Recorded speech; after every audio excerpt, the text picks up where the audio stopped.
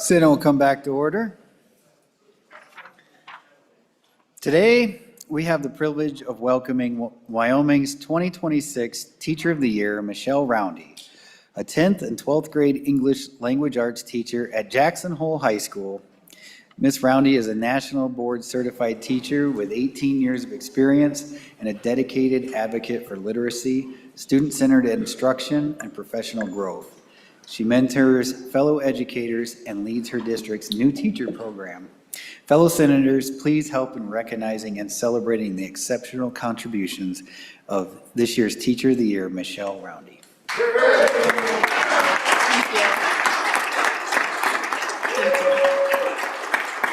you. Thank you. Mr. President, members of the Senate, thank you for the privilege of being here today. It is an honor. I want to begin with an invitation. In Wyoming, we often talk about education in terms of policies, budgets, and outcomes. Those conversations matter deeply. But today, I want us to imagine something simpler, something human, a table. We are being called to sit at this table. Students and families, teachers, administrators, support staff, legislators, and community members. And when we come to this table, we come to sit together, to look at the same challenges and to ask the same question: how do we best support our Wyoming children? As the Wyoming State Teacher of the Year, I have the honor of representing educators across the state, professionals who show up every day believing deeply in the potential of students in front of them. Wyoming teachers are doing exceptional work. In fact, our students consistently perform among the highest in the nation. Wyoming has held a top 5 spot in national rankings since 2015. We are one of the only 9 states testing 100% of our students on the ACT, and we still rank among the highest. That does not happen by accident. It happens because of committed teachers, strong communities, and a shared belief that education matters here in Wyoming. I want to tell a brief story from my classroom, one that reminds me why this table matters so much. Last semester, a former student stopped by my room. I taught him last year when he was a sophomore. He had struggled with writing, but I always saw something in him: leadership, grit, and a voice. This year has been hard for him. He's been discouraged, questioning whether school was really for him. So I gave him a book I was reading for myself, The 15 Commitments of a Conscious Leader, and I invited him to stop by to talk about it. Toward the end of the semester, he came back. He asked if he could read me an essay that he had written for his English class. This essay was about a shift in his thinking, his what ifs. Where they used to be, what if I fail? What if I get a D? They had become, what if I get a B? What if I can do this? When he finished reading, he looked up and he said, I guess this essay brought me closer to myself. That moment, that is what teachers hope for. Not just higher grades, but students who claim their learning, who develop agency, who begin to see themselves as capable and in control of their own paths. That kind of growth happens at this table, when students are supported by teachers who know them, communities who believe in them, and leaders who take the time to see what learning really looks like. So my invitation to you today is this: come to the table with us. Visit classrooms, talk with teachers, watch students wrestle with ideas, take risks, and grow. See firsthand what your decisions make possible. When we all take our seats at the table, Wyoming students are the ones who benefit most. In a state that values independence, responsibility, choice, and taking care of one another, public education is one of our greatest acts of stewardship. It is how we invest, not just in today's students, but in Wyoming's future, its communities, its workforce, and its leaders yet to come. Thank you for your service to this state, for helping ensure that every Wyoming student has the opportunity to learn, to grow, and to choose their own path forward. Thank you. Thank you.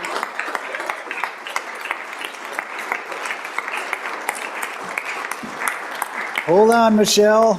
We're not done with you yet. On behalf of the Senate, I just wanted to give you this as a certificate of appreciation for you being with us today. Congratulations. Thank you. Thank you for all your efforts and everything you do for our kids. Thank you so and much. what an honor to have you here today. Thank you so much. Thank It's you. my pleasure. Keep up the good work. Thank you.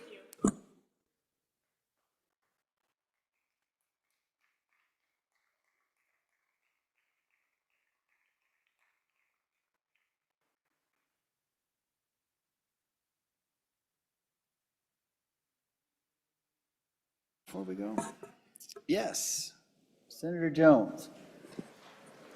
Mr. President, I would like to welcome my husband, Taylor Jones, Sweetwater County Commissioner, to the Senate today. Wow.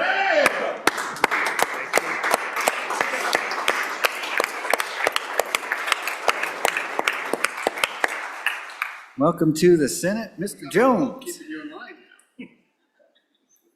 now. All right.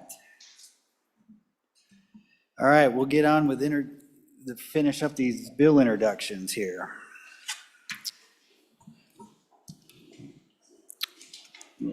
I need some bills. Reach into the cobweb drawer down there. There we go. Oh, this is a pretty light stack. Okay, Senate File 116, first reading of the bill. Senate File 116, Surface Water Drainage Utilities, sponsored by Senator Crum. Senator Crum. Oh. Calling Senator Crum. He's coming. I'll stand in, I'm just very sorry.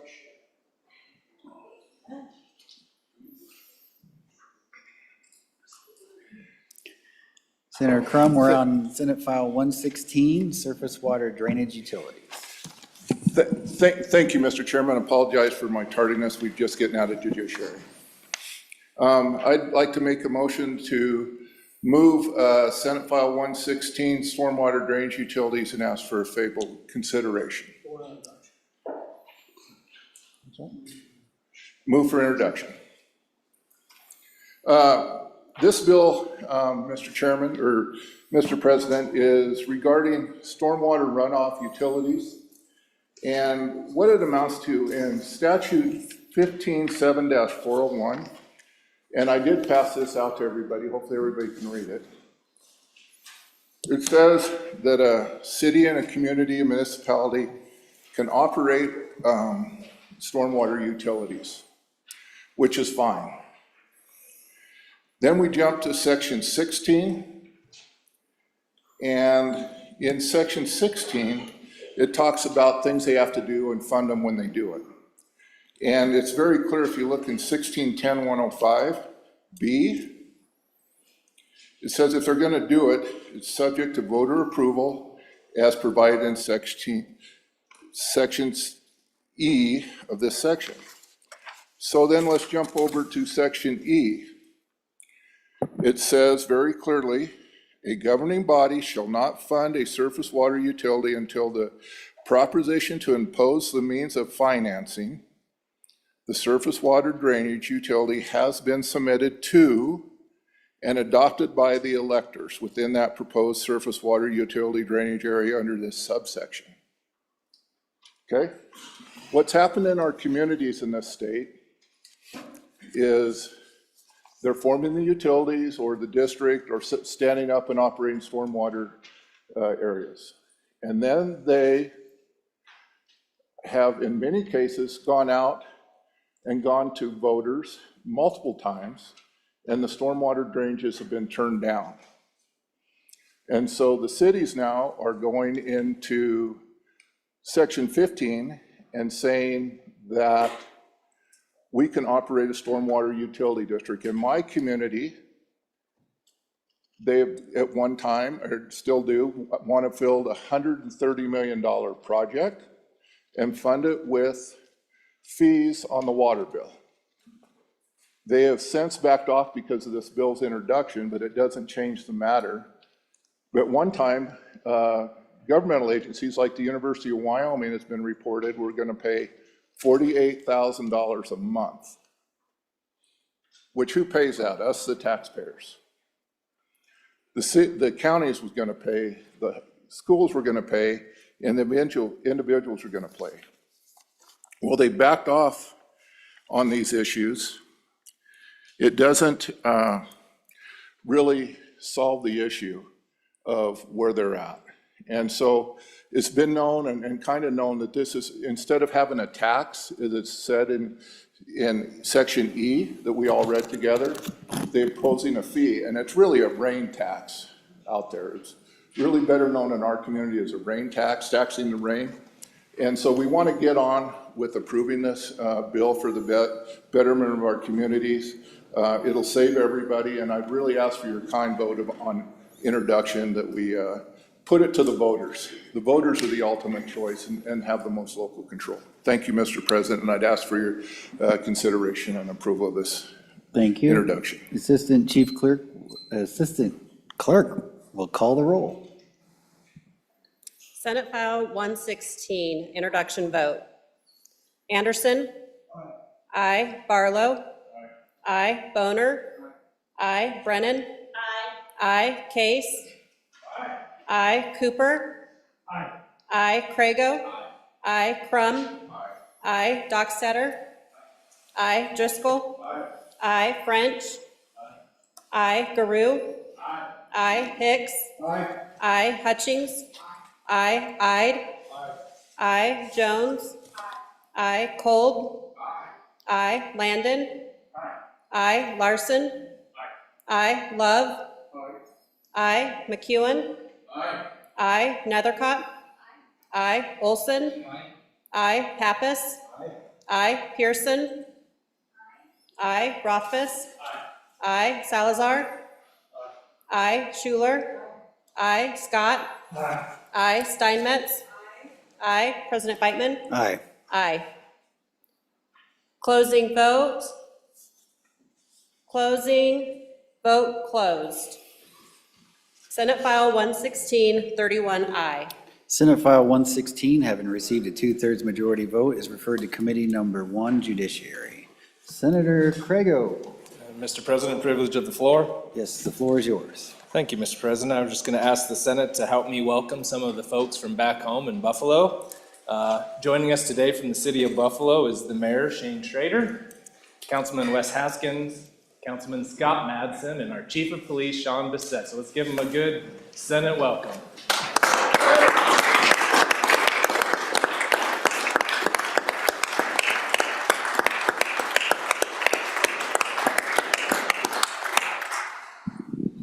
Welcome to the Senate. Senate Joint Resolution 8, first reading of the bill. Senate Joint Resolution Number 8, School Funding Legislative and Executive Authority, sponsored by Senator Larson. Senator Larson. Mr. President, thank you. I move to introduce Senate Joint Resolution Number 8 and ask for your favorable consideration. I think you've all read the resolution, mainly on page 2.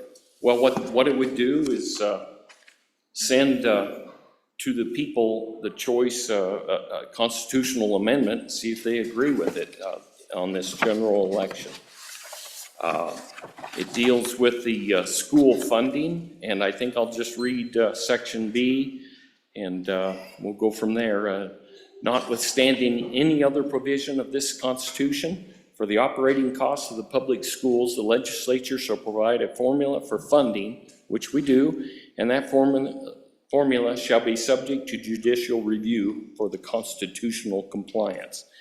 The legislature shall fund the formula by appropriations, and the amount of that appropriation shall not be subject to judicial review.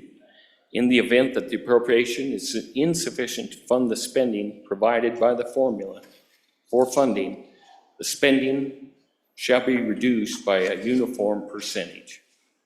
So I think let's just take it to the people, see what they say. So, thank you. Thank you. The Assistant Clerk will call the roll. Senate Joint Resolution Number 8, introduction vote. Anderson? No. Barlow? No. Boner? Aye. Brennan? Aye. Case? No. Cooper? No. Crago?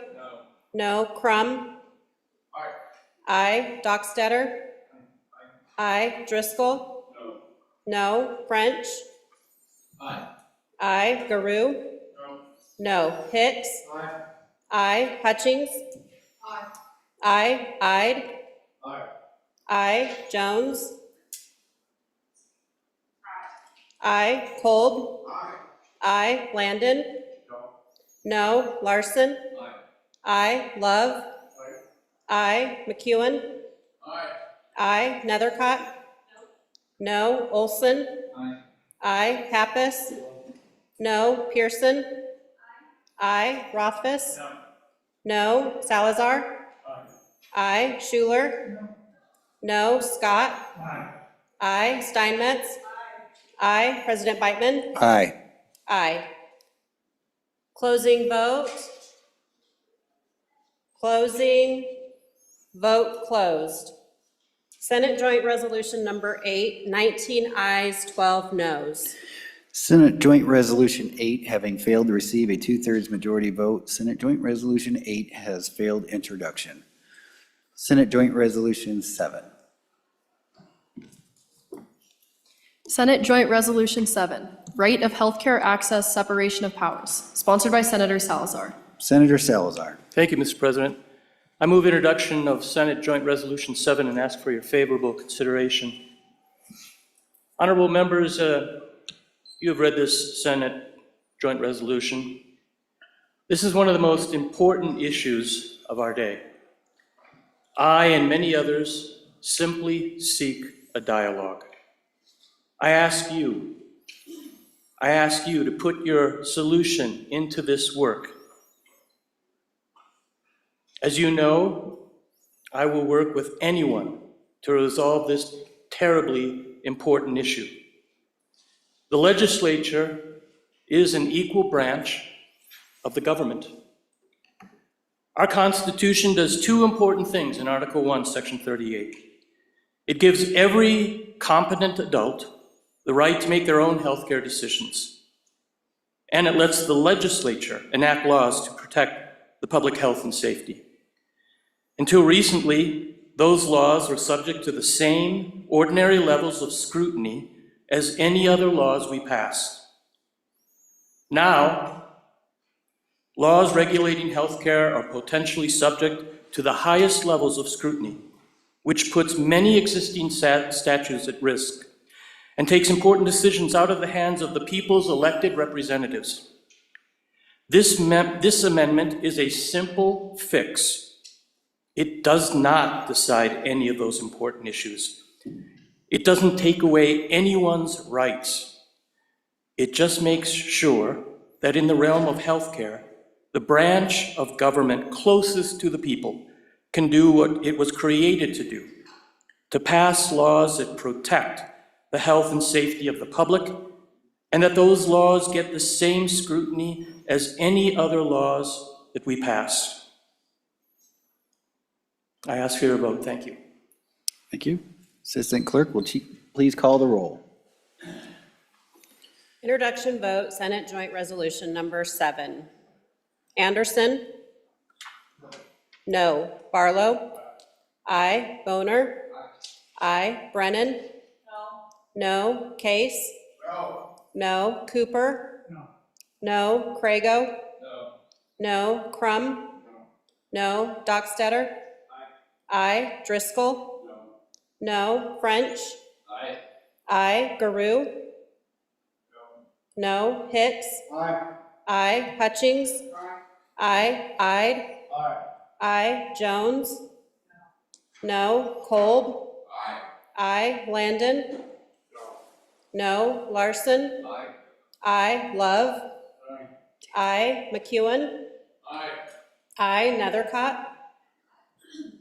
Aye. Olson? Aye. Pappas? Aye. Pearson? No. Rothfuss? No. Salazar? Aye. Schuler? Aye. Scott? No. Steinmetz?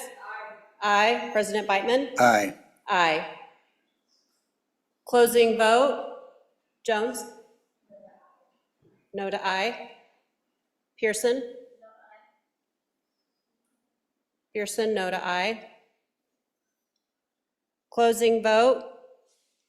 Closing vote closed. Senate Joint Resolution number 7, 20 ayes, 11 noes. Senate Joint Resolution 7, having failed to receive a 2/3 majority vote, Senate Joint Resolution 7 has failed introduction.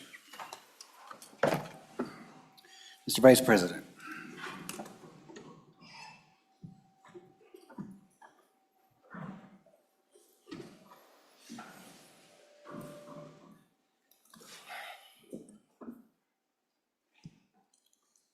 Senate File 123, first reading of the bill. Senate File 123, Wyoming Energy Dominance Fund, sponsored by Senator Beitman. President Beitman.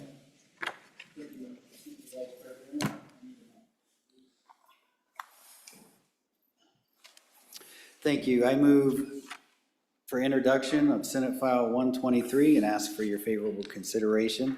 The Wyoming Energy Dominance Fund. Ladies and gentlemen, the Wyoming Energy Dominance Fund is a state-led market discipline investment vehicle designed to accelerate domestic energy production, critical mineral processing, and energy infrastructure without federal mandates, subsidies, or bureaucracy. Capitalized with state severance tax revenues and structured to require private capital participation, the fund strengthens U.S. energy security, improves grid reliability, and serves as a replicable model for other energy-producing states. Wyoming is America's leading exporter of energy and a critical supplier of coal, uranium, rare earth inputs, and baseload electricity. Despite strong private sector interests, long project timelines, regulatory complexity, and early-stage capital bottlenecks, slow deployment of strategically important energy and mineral projects. The Wyoming Energy Dominance Fund addresses these bottlenecks by leveraging, not replacing, private capital and accelerating deployment in areas vital to national security and economic stability.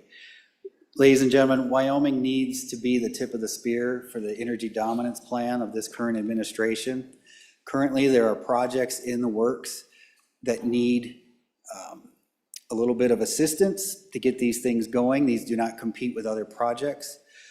Projects that come to mind could be possibly a uranium conversion plant. There's only going to be one built in the United States, probably in the next 20 to 30 years. We're competing with other states for that, Mr. Vice President.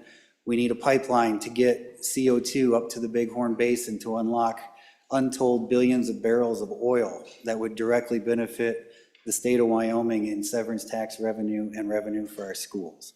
We've got rare earth projects happening in Wyoming that need support. Again, this demonstration plant is of vital importance to our national security. I could go on and on, Mr. Vice President. I think you get the idea. I've been working with the current administration to make this happen. I think the states can lead faster than the federal government, and I think it's something that we can all support here in the state of Wyoming, and I urge your aye vote on this introduction. Thank you, sir. Chief Clerk will call the roll. Introduction vote, Senate File 123. Anderson? Aye. Barlow? Aye. Boner? Aye. Brennan? Aye. Case? Aye. Cooper? Aye. Crago? Aye. Crum? Aye. Dockstetter? Aye. Driscoll?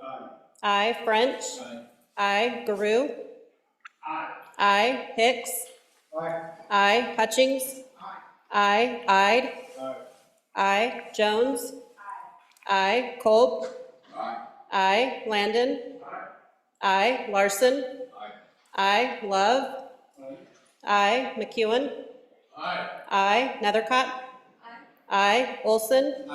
I. Pappas. I. Pearson. I. Rothfuss. I. Salazar. Aye. I. Schuler. I. Scott. I. Steinmetz. I. President Beitman. Aye. Closing vote.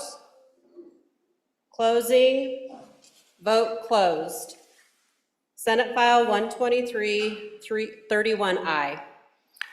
Senate File 123, having received a 2/3 majority vote, is referred to Committee Number 2, Appropriations. Mr. President.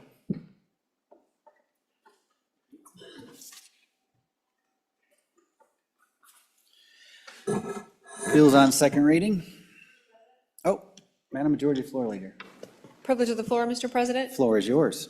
Good senators, if you could join me in welcoming and sharing in this joyful afternoon for the 2026 Shaping Wyoming's Future Student Awards.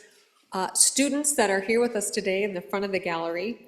I'm going to read off a list of the names of all the students who are award winners, of which we are accompanied only by 3 today, but we really appreciate you being here.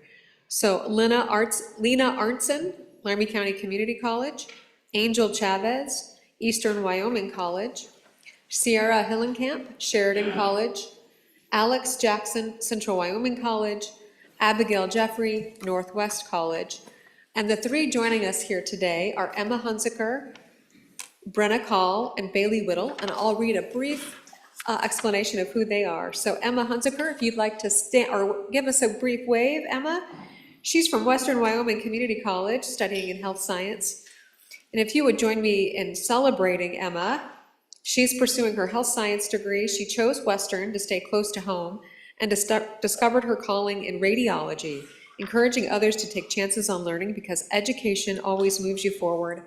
Congratulations, Emma. Next, we have Brenna Call from Gillette College, Industrial, Electrical, and English Studies. She's now pursuing English. Brenna returned to college as a single mother, excelled academically, led multiple campus clubs, and is now preparing for law school.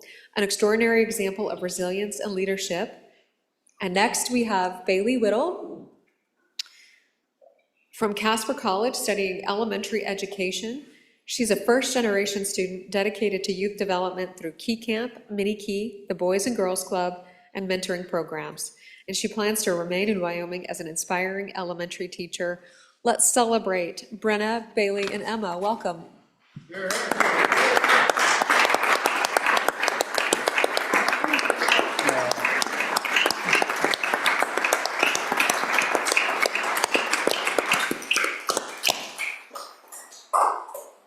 Welcome to the Senate. All right, any more privileges before we get into second? Okay. Bills on second reading. Senate File 7, second reading of the Senate File. Senate File 7, Theft Amendments. Senate File 7, having been read 2 separate times, the question is, shall the bill be read a third time? Hearing no objection, it is so ordered. Senate File 8, second reading of the Senate File. Senate File 8, Absconding for Criminal Purposes, Criminal Offense. There is an amendment. Would the reading clerk please read in the amendment? Senate File 8, second reading, Amendment Number 1, page 1, line 16. Okay, Senator Rothfuss. Thank you, Mr. President. Mr. President, I move second reading amendment number 1 to Senate File 8. Ask the body's favorable consideration. Mr. President, we had a little discussion on this concept of inter-county absconsion, and I did look up absconsion. It is a word. I didn't invent it, so I feel pretty good about that. One of the concerns that I raised was the lack of intent and the fact that it doesn't seem like it would be any type of criminal behavior if you didn't have an intent to have some sort of criminal activity. So in other words, you commit a crime and then you drive home, but home happens to be across a state line. Is there any criminality to the fact that your route took you home, the answer is probably no. So this amendment goes into page 1, line 16, and adds a little bit of intent to it. And the intent, as I understood it, was an intent to evade or elude law enforcement. So it interjects that, you can see at the bottom of page 1, line 16, and includes with the intent to evade or elude law enforcement and then goes on to the further provisions. So there has to be some sort of a criminal activity associated with it. Ask the body's favorable consideration, and I think that clears up some of the concerns. Thank you, Senator. Discussion? Senator Crago, for your first time. Thank you, Mr. President. I mean, I appreciate the amendment. I don't think it quite fits in the right spot, and the reason I say that is if we add it at the bottom of page 1, then all of the subparts, parts A, B, C, and D on the second page don't make sense, and they're unnecessary. I originally thought we should add something similar to this language on page 2 and add it to subparagraph A, because that's the one we were talking about yesterday, and it's actually an additional act. But I'm willing to hear from the sponsor on why I'm wrong, but I just don't know if those others read quite right if we added at the bottom of page 1. Thank you, Senator. Anybody else for the first time before the sponsor? Senator McEwen. Thank you, Mr. President.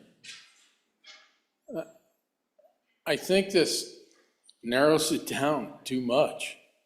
I think you can be guilty of absconsion and flee across county lines for reasons other than evading police officers or that. I mean, like the ATM thing. That's definitely absconsion, but there were no police chasing them.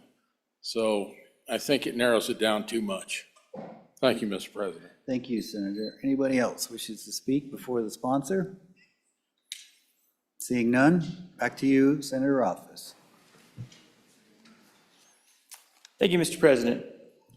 Mr. President, the discussion yesterday was over what is criminal about this activity. Why is it a criminal activity? Again, the idea that you drive somewhere is not in and of itself worth doubling a criminal penalty. You didn't do anything additionally wrong. Society shouldn't be mad at you. There is no mens rea concept. There's no criminal intent behind it unless there is some criminality. So the discussion that came up last time with the Judiciary Committee was the idea of exactly that. This is what we heard in the debate was the idea of evading or eluding law enforcement. That's why this is a bad thing. The absconsion, activity is because you're trying to further the criminal activity. So based on that, it seems that under any circumstance where you were committing the criminal activity, you would have to be evading or eluding law enforcement.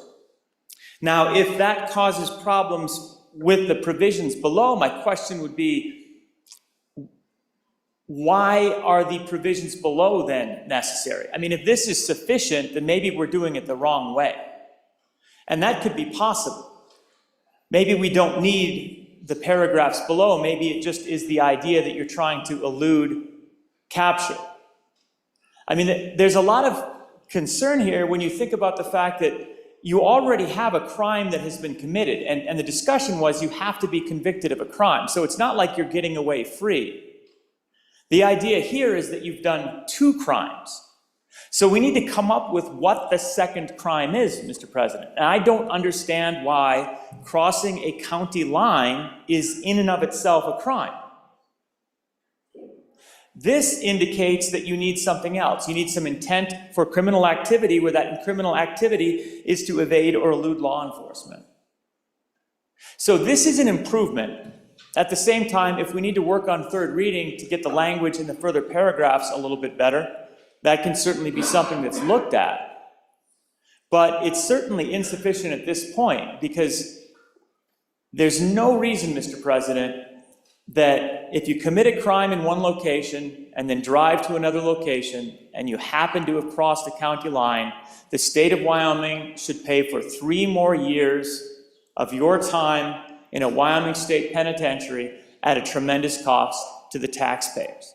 That makes no sense. Okay. You ready for the question, obviously?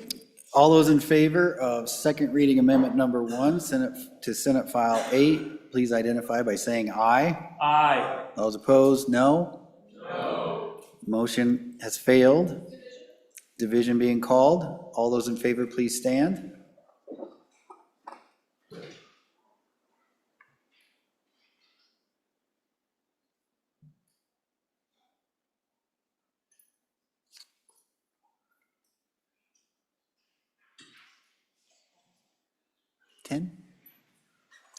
Ten.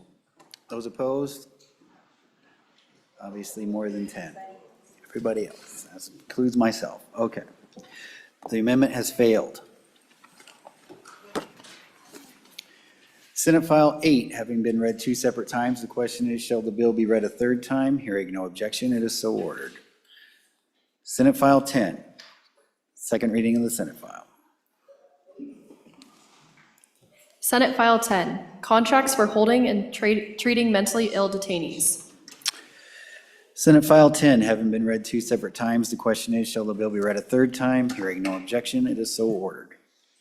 Senate File 18, second reading of the Senate File. Senate File 18, attendance of students in K-12 schools. Senate File 18, having been read 2 separate times, the question is, shall the bill be read a 3rd time? Hearing no objection, it is so ordered. Senate File 31, second reading of the Senate File. Senate File 31, Uniform Mortgage Modification Act.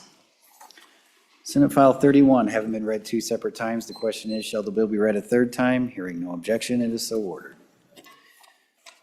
Bills on 3rd reading.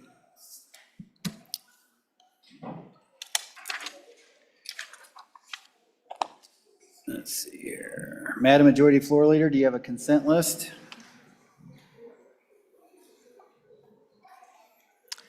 I do, Mr. President.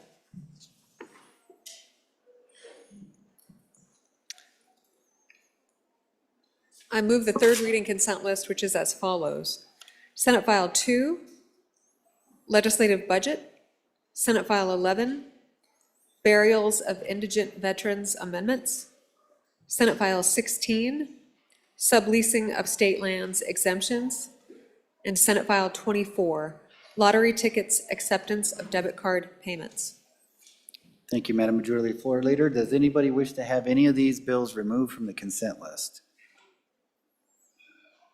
Seeing none, the Chief Clerk will call the roll on the consent list. I guess I should say, having been read 3 separate times, the question is, shall these bills pass the Senate? Senate File 2, Legislative Budget.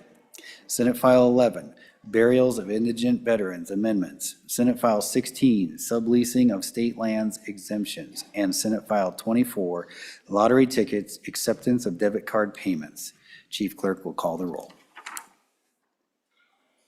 On the consent list, Anderson. Aye. Barlow. Aye. Boner. Aye. Brennan. Aye. Case. Aye. Cooper. Aye. Craigo. Aye. Crum. Aye. Dockstetter. Aye. Driscoll. Aye. French. Aye. Garou. Aye. Hicks. Aye. Hutchings. Aye. Ide. Aye. Jones. Aye. Cole. Aye. Landon. Aye. Larson. Aye. Love. Aye. McEwen. Aye. Nethercott. Aye. Olson. Aye. Pappas. Aye. Pearson. Aye. Rothfuss. Aye. Salazar. Aye.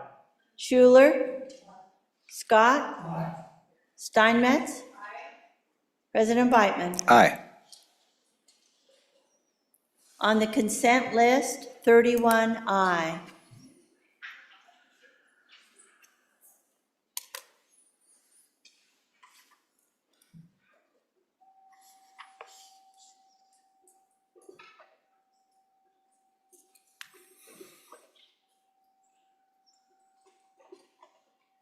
Senate File 2, are there any changes?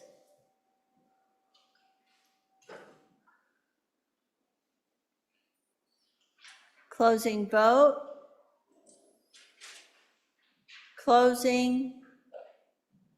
Vote closed. Senate File 2, 31I.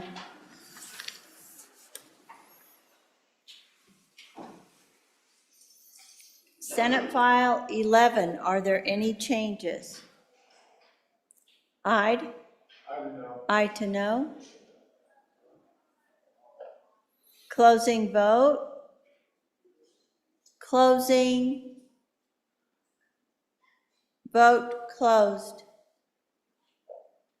Senate File 11, 30 aye, 1 no.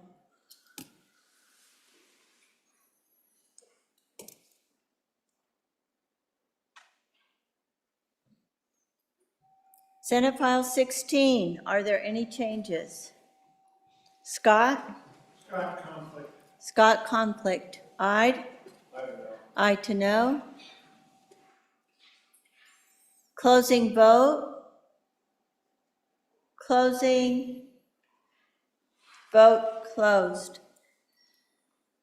Senate File 16, 29 aye, 1 no, 1 conflict.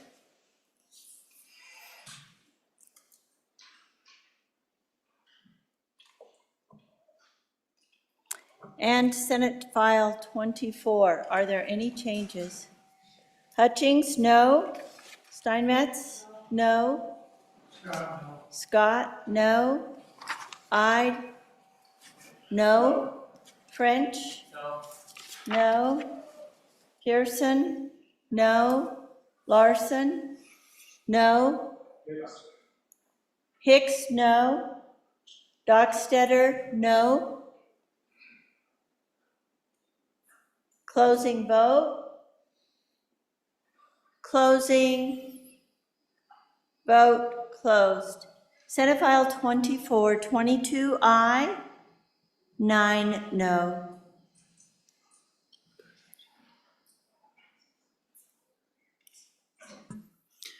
Senator Ide, did you?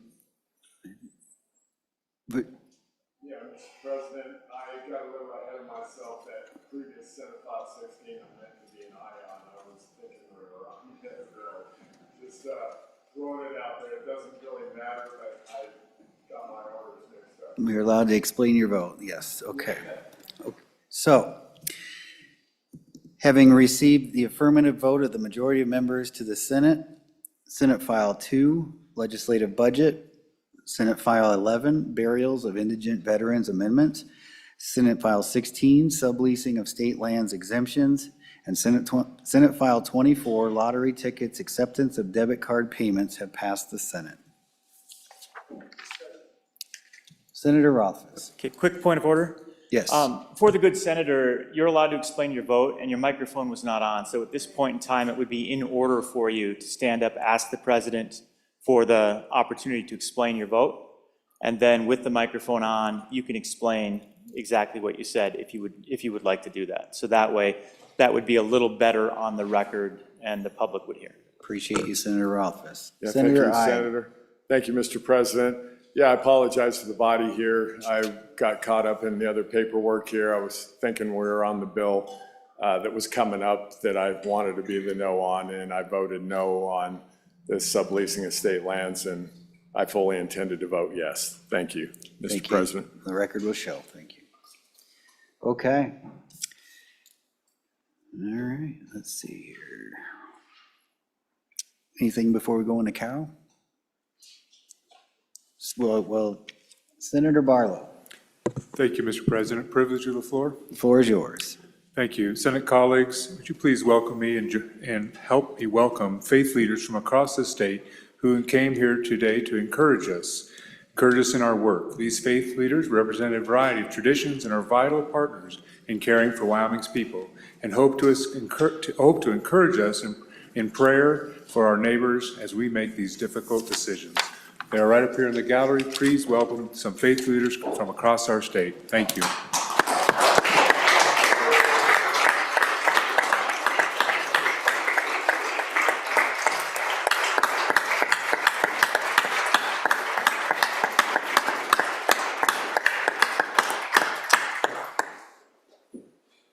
Thank you, Senator Barlow, and welcome to the Senate. Okay, Madam Majority Floor Leader, we are that order of business. Consideration of bills on general file. Mr. President, I move that the Senate resolve itself into committee of the whole to consider only the budget bill, Senate File 1. You have heard the motion. All in favor say aye. All opposed, no. Motion carries. Senator Rothfuss, come on down.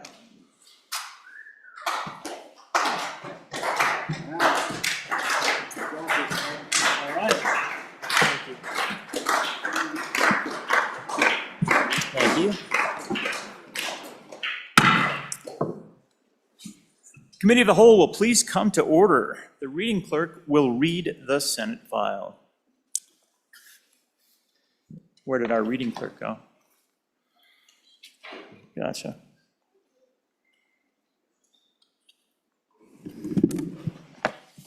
Senate File 1, General Government Appropriations, an act to make appropriations for the fiscal biennium commencing July 1st, 2026 and ending June 30th, 2028, sponsored by Appropriations. You've heard the reading of the Senate file. What is your pleasure, Senator Salazar? Thank you, Mr. Chairman. I move that when the Committee of the Whole rises to report, it do so with a recommendation that Senate File 1 do pass. And for the explanation of the bill, members of the Appropriations Committee will give an explanation.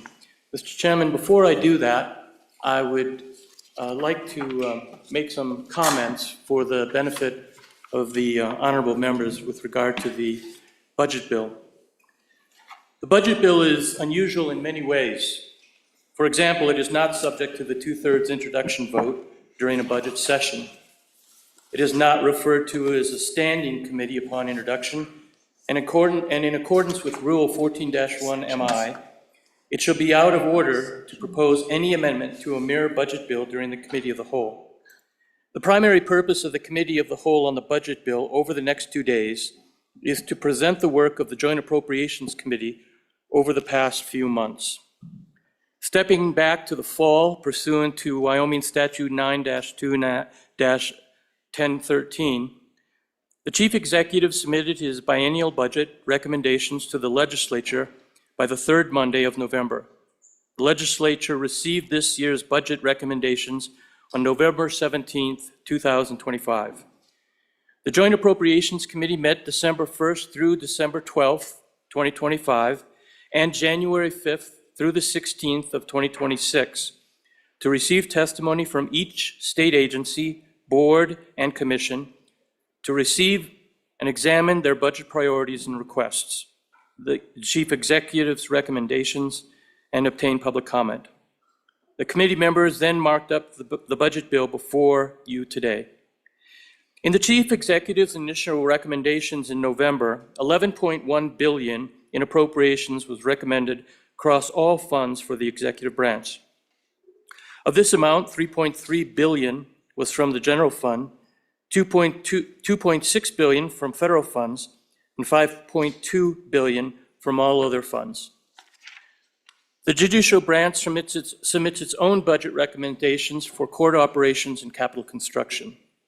Wyoming's budget process allows for amendment and addition to the original recommendations by the chief executive, the courts, and other statewide elected officials. These amendments are typically referred to as executive letters. The budget bill incorporates the committee's actions on these letters. Inclusive of both the executive and judicial branches, the recommended appropriations for spending totaled $11.4 billion across all funds. Of this amount, $3.6 billion is recommended from the general fund, and $2.6 billion from federal funds, and $5.2 billion is from all other funds.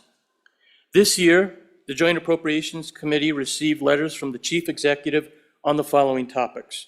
1, permanent savings to the Wyoming Trust Fund, Mineral Trust Fund, and 2, to the Common School Permanent Land Fund. 2, a field veterinarian full-time employee, FTE, and animal health funding. 3, local government funding. 4, Asia-Pacific trade efforts. 5, Project Blue Moon for a National Museum and Hall of Fame. 6, a Public Service Commission attorney. 7, employee firearms training. And 8, in support of the Wyoming Business Council. The judiciary forwarded a letter on court security and grants.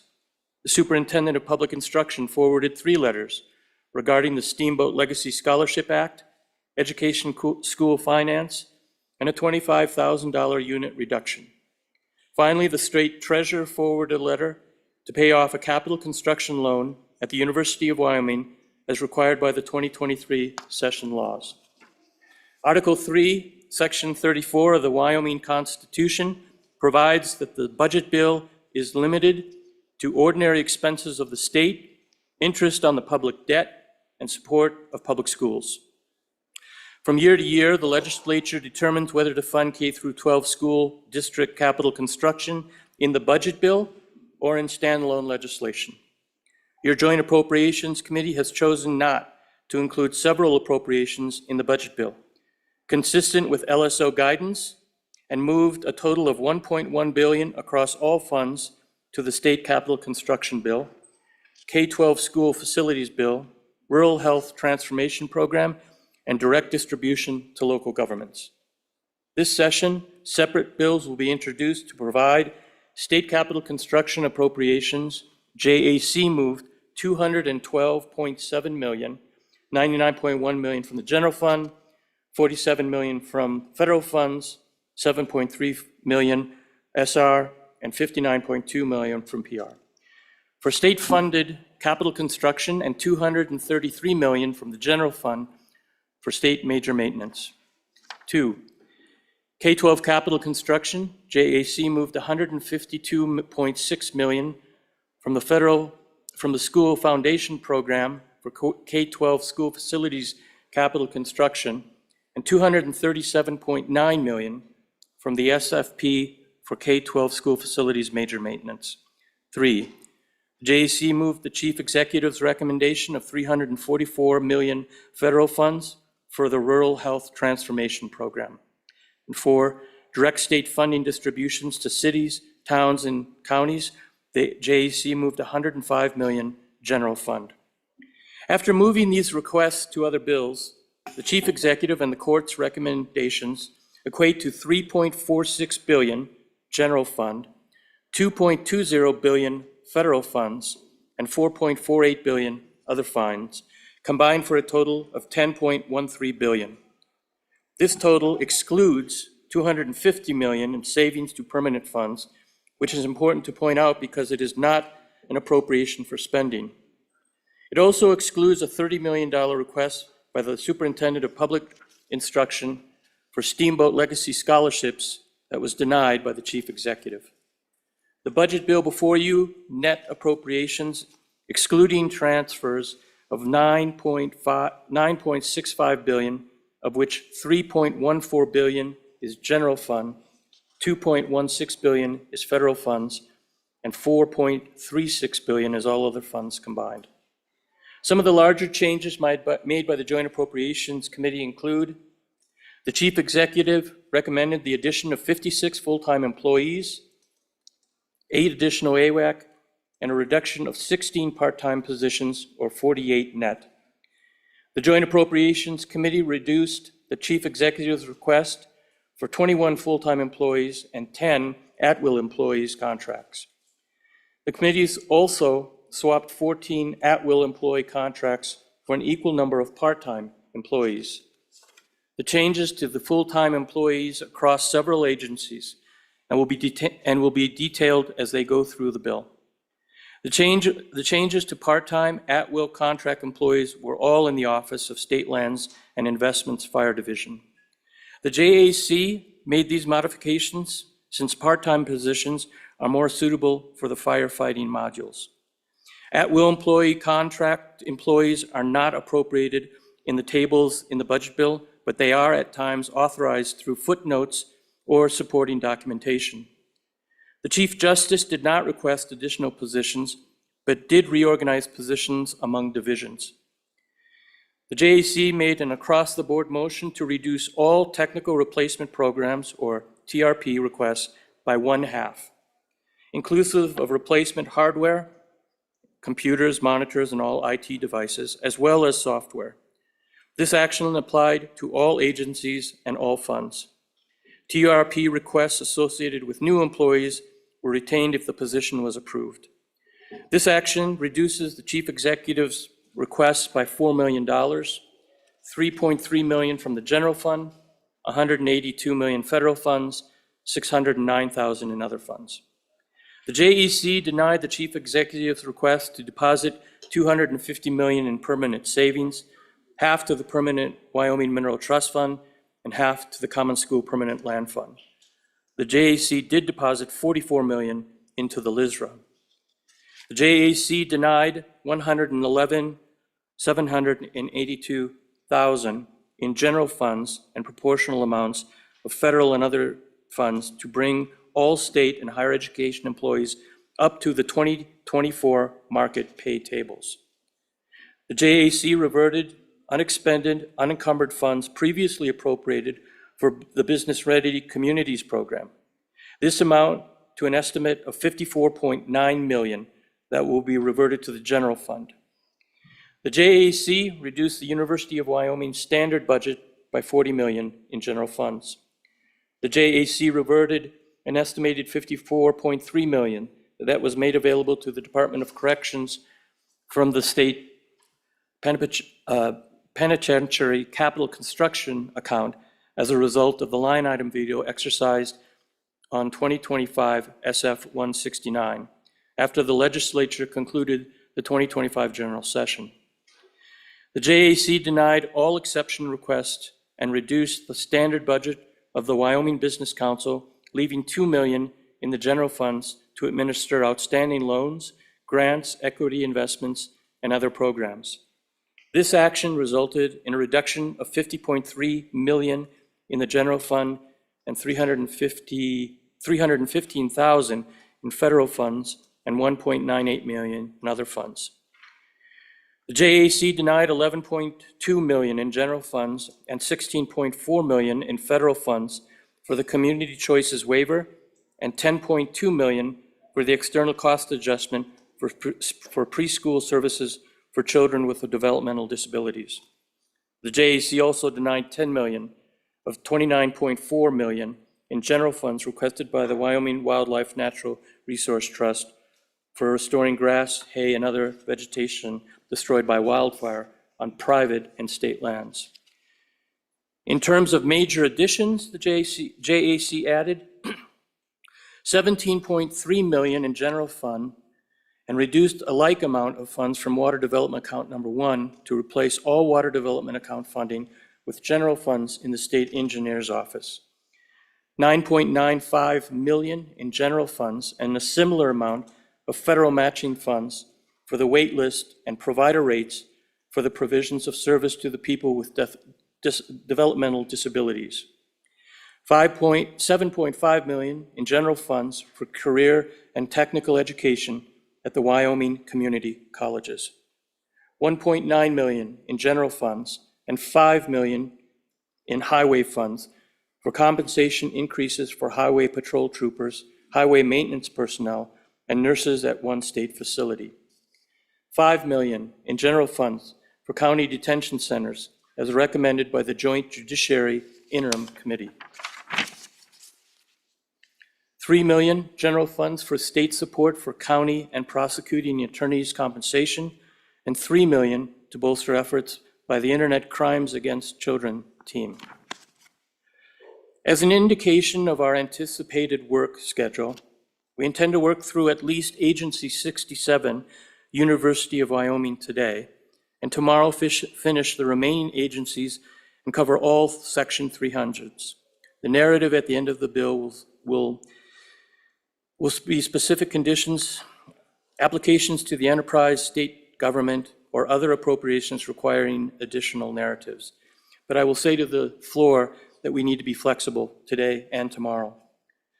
All second reading amendments must be filed by the conclusion of consideration of House Bill SF 001 on Committee of the Whole, which will be on Friday, February 13th.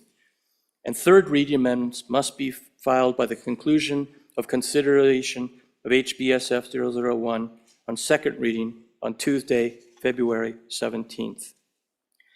There are several items that will aid in our discussion and explanation.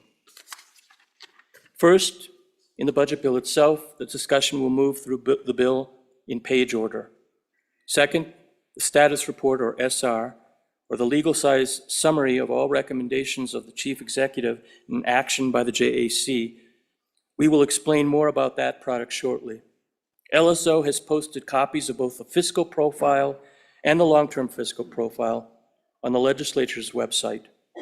Of particular note, JAC leaves $39 million available in the general fund for budget bill amendments, other bills, savings, tax relief, or proposals for the 2027 general session. As you can see from the long-term profile, the general fund is essentially balanced, while the school foundation program is projected to have a negative balance and require transfers from the LISRA next biennium. Importantly, this base forecast is before any revisions due to K-12 recalibration. This long-term assessment of the state's finances is a projection, though the absolute amounts, direction of change, and slope, or speed at which balance changes, all inform the trajectory of the state's finances. Although realized capital gains are not forecast, the reserve accounts are not quite sufficient to guarantee all years under the current spending policies. Next is the data book. Physical copies are provided biannually and posted publicly online. 2025 data book. Major fund narratives appearing on the LSO fiscal profile are found on page 31. Common acronyms are found on page 83 and 84, and common terms are found on pages 85 and 86. Statement of accounts with a short narrative and cash balance at the time of publication are found on pages 115 through 145 and sorted by agency number. This includes all funds, most of which do not appear in HB 001, and include trust accounts, internal service accounts, special revenue, enterprise funds, and the like. Finally, recall that on the legislature's website, under the State Finances ribbon in blue at the top of the site, has a drop-down menu. Selecting the data visualizations, then appropriations slides provides a history of each agency's appropriations by general fund, federal fund, and other funds. In particular, slide 6 is an interactive and provides a wealth of historical information by agency. I want to take a moment to explain how to use the budget bill status report, which you have on your desk. This document does not carry any legal authority. It is a working reference prepared by LSO staff to help track legislative action taken on the budget throughout the session. The most important thing to understand is that the status report is designed for comparisons and as a reference. Each agency section is laid out in 3 column groups. The first column group shows the original governor or court recommendation. The second column group shows changes made by the Joint Appropriations Committee, and the third column group shows the result at this stage of the process. When trying to understand what changed and where it changed, this side-by-side format is the fastest way to get there. Each agency section is self-contained, so you can turn directly to the area that matters to you. Within an agency section, the tables show funding by program, by fund sources, and by total amount. This gives scale and structure. It shows where major decisions were made and where changes were concentrated. The notes, as opposed to footnotes which appear in the budget bill, appear below the tables. They explain whether a recommendation was adopted or denied, and whether funding is one-time or ongoing. The authorized employee counts are another key reference point. These lines quickly show whether positions were added, reduced, or left unchanged.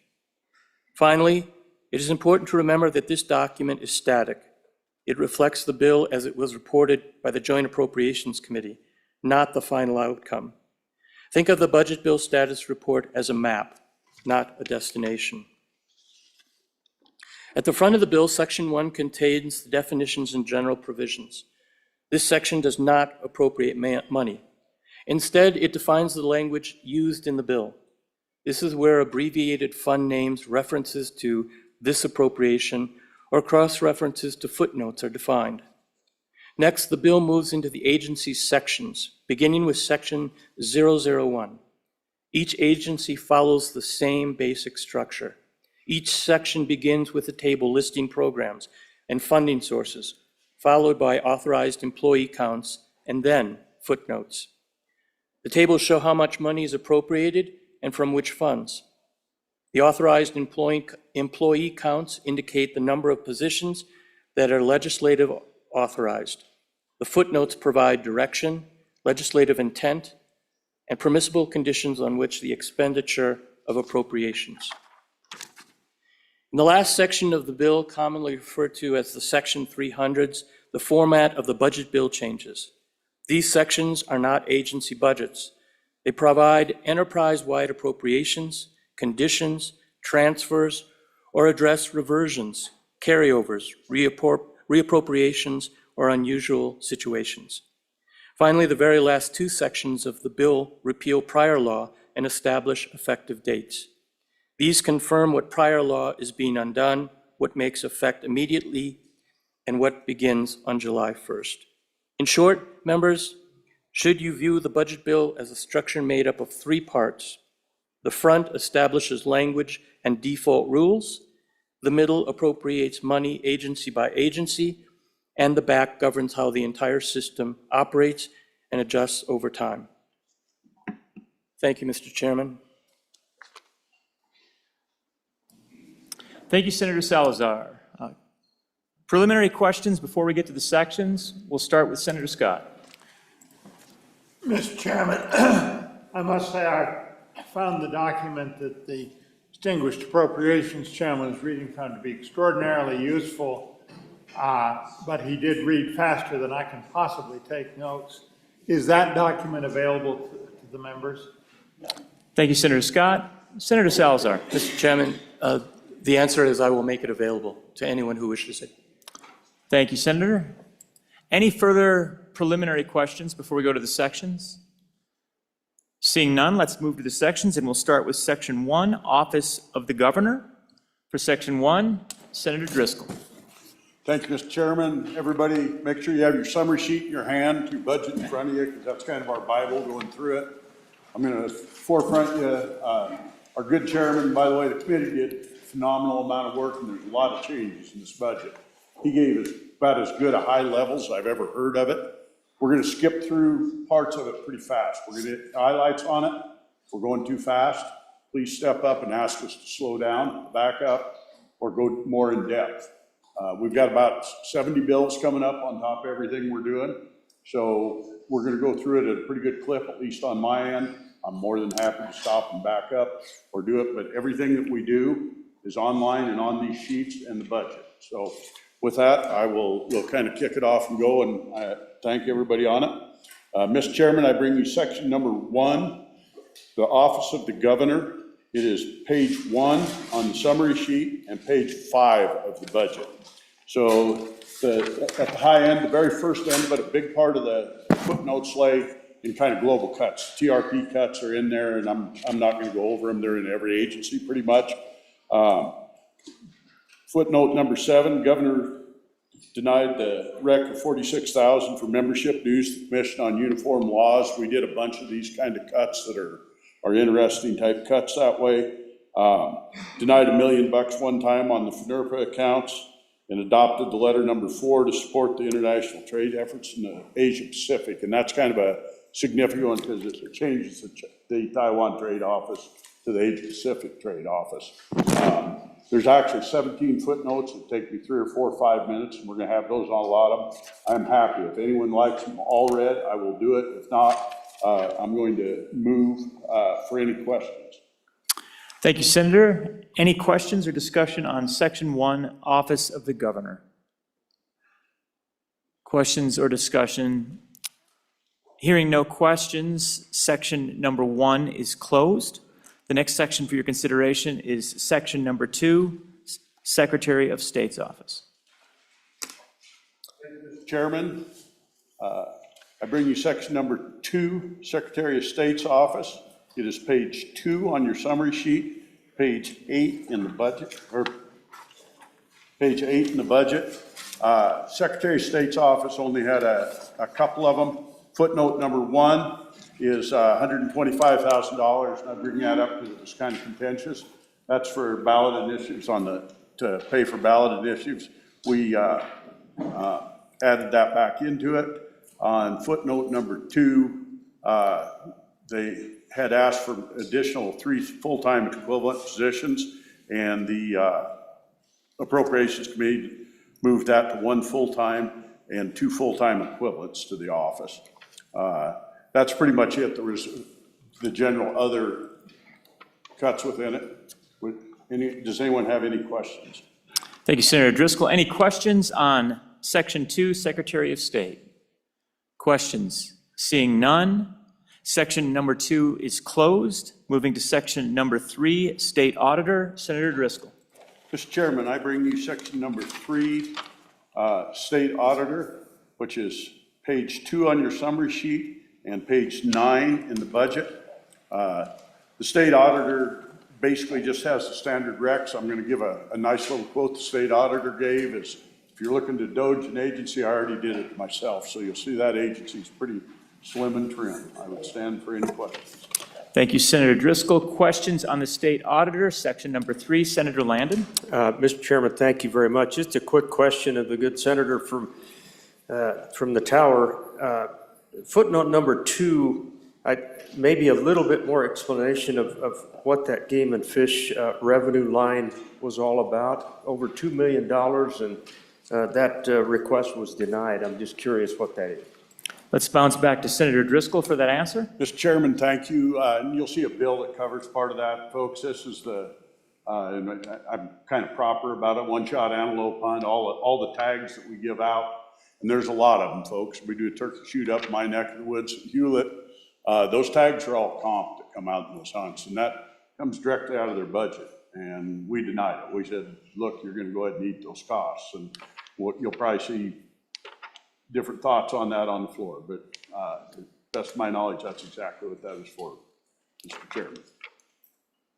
Thank you, Senator Driscoll. Any further discussion or questions on section 3, State Auditor? Seeing none, section 3 is closed. Moving on to section 4, State Treasurer. Back to you, Senator Driscoll. Mr. Chairman, I bring you section 4, State Treasurer. It is page 3 on your summary sheet, page 9 on your budget sheet. This is fairly lengthy. It's got the standard things on it. Probably the one that stood out to me that was kind of a change, and it was an add to it. We required this footnote 21 required public accounting funded by the agency's appropriations on direct, indirect, and total investment fees for all external fund investment managers. I think that's kind of important for the public and all of us to know that that's kind of an internal audit to make sure we're doing things right. The rest of them were kind of standard up and down. We did a few adds and some deletions. Happy to stand for any questions. Thank you, Senator Driscoll. Any questions or discussion on section 4, State Treasurer? Seeing none, section 4 is closed. On to section number 6. We have a privilege of the floor. Let's take a pause here and recognize Senator Barlow for privilege of the floor. Mr. Chairman, thank you very much. Mr. Chairman, I would like the Senate to welcome our 9th annual Camo in the Capitol, folks. Hunters, anglers, trappers from across Wyoming who are here today joining us, watching the work of the Wyoming Senate. And tonight, just a reminder, they have a reception at 6:30 at the Botanic Gardens. So please welcome these folks and join them tonight if you can. Thank you, Mr. Chairman. Thank you. Welcome.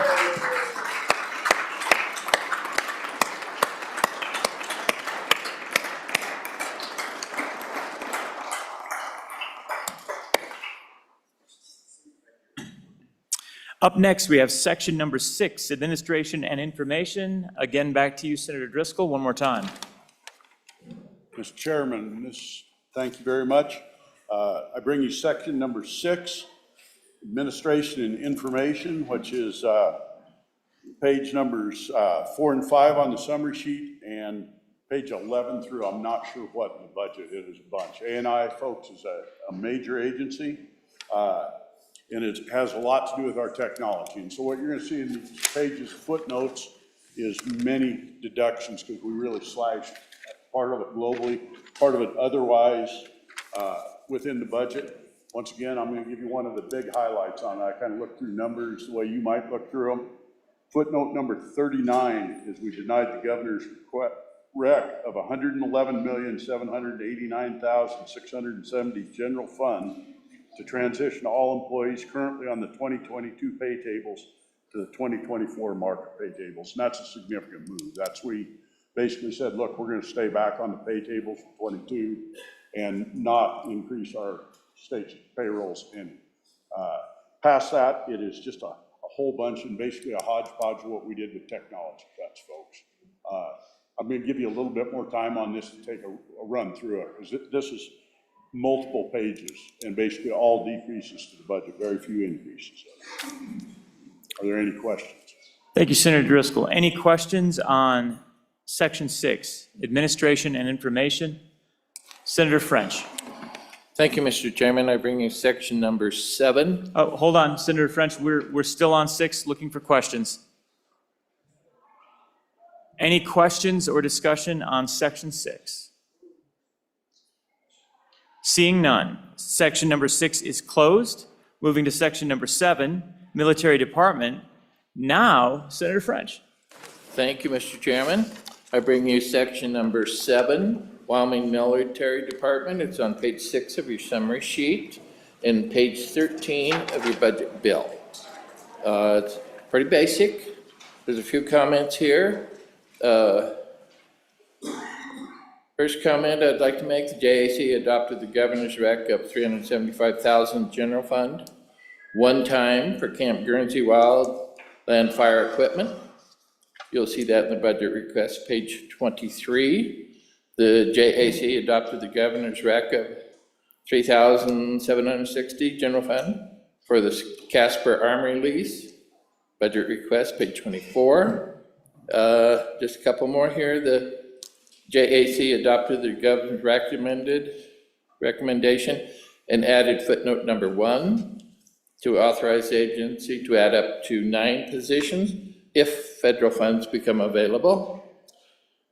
Number 4, the JAC adopted the governor's rec and added footnote number 2 to authorize the agency to add up to 13 positions if federal funds become available to fund 100% of these positions. I'll stand for questions. Thank you, Senator French. Any questions or discussion on Section 7, Military Department? Seeing none, Section 7 is closed. Up next is Section 8, Office of the Public Defender. Senator Salazar. Thank you, Mr. Chairman. I bring you Section 8, Office of the Public Defender, which can be found on page 15 in your budget bill or page 7 in the SR. I'd like to highlight just one item on this particular section. The JAC adopted the governor's rec to allow the agency flexibility to move funds from the 100 series personnel services to 900 series for contract services for court-ordered private attorneys. With that, Mr. Chairman, unless there's any further questions, this concludes the explanation of Section 008. Thank you, Chairman Salazar. Any questions or discussion on Section 8, the Office of the Public Defender? Seeing none, Section 8 is closed. Up next is Section 10, Department of Agriculture. Senator Salazar. Thank you, Mr. Chairman. I bring you Section 10, Department of Agriculture, which can be found on page 16 in your budget bill or page 8 in the SR. I'd like to highlight, Mr. Chairman, 3 specific items. First of all, the JAC added $300,000 from the general fund and footnote 1 for the Wyoming Agriculture in the Classroom program. I also wanted to highlight the JAC added footnote 2 to specify that of existing agency funds, $50,000 of the general fund shall be for wolf management. And finally, Mr. Chairman, the JAC added footnote 3 to specify that of the existing agency appropriations, 1.6 million of the general fund is for special projects related to predator control. Mr. Chairman, unless there is any further question, this concludes explanation for section 10. Thank you, Senator Salazar. Are there any questions or discussion? Senator Boner. Thank you, Mr. Chairman. Quick question on the State Fair. They had a couple requests for additional personnel. And just so, and I know we generally didn't look too kindly upon those things in this process, but just to provide a little bit of background, the State Fair has seen about 37% increase in revenue over the past 3 biennia. They're doing a lot. They're bringing in more revenue to the State Fair. They're having more event days. So just a little bit of discussion as to why that request was denied when they've had a proven track record of doing more and more with the same amount of resources. Presumably, if they had additional help for operations and maintenance, which I believe the request was for, they could have even more event days and do more at that fairground. So just a little bit of discussion as to the thought behind not going with that particular request. Thank you, Senator Boner. Senator Salazar, response? Thank you, Mr. Chairman. As we go through the budget, you will know that this is a leaner budget. And I think the general feeling of the majority of the Joint Appropriations Committee was to find areas where expenditures could be drawn back. I will say this just once, because it'll be repetitive if I continue to say it over and over again. Next week, there'll be a number of amendments to possibly correct the deficiencies that were possibly seen in the original decisions of the JAC. I'll leave it at that. Thank you, Senator Salazar. Is there any further discussion on Section 10, Department of Agriculture? Further discussion? Seeing none, Section 10 is closed. Up next is Section 11, Department of Revenue. Senator Guru. Thank you, Mr. Chairman. I bring you Section 11, the Department of Revenue. It is found on page 18 of your budget bill or page 9 of the SR.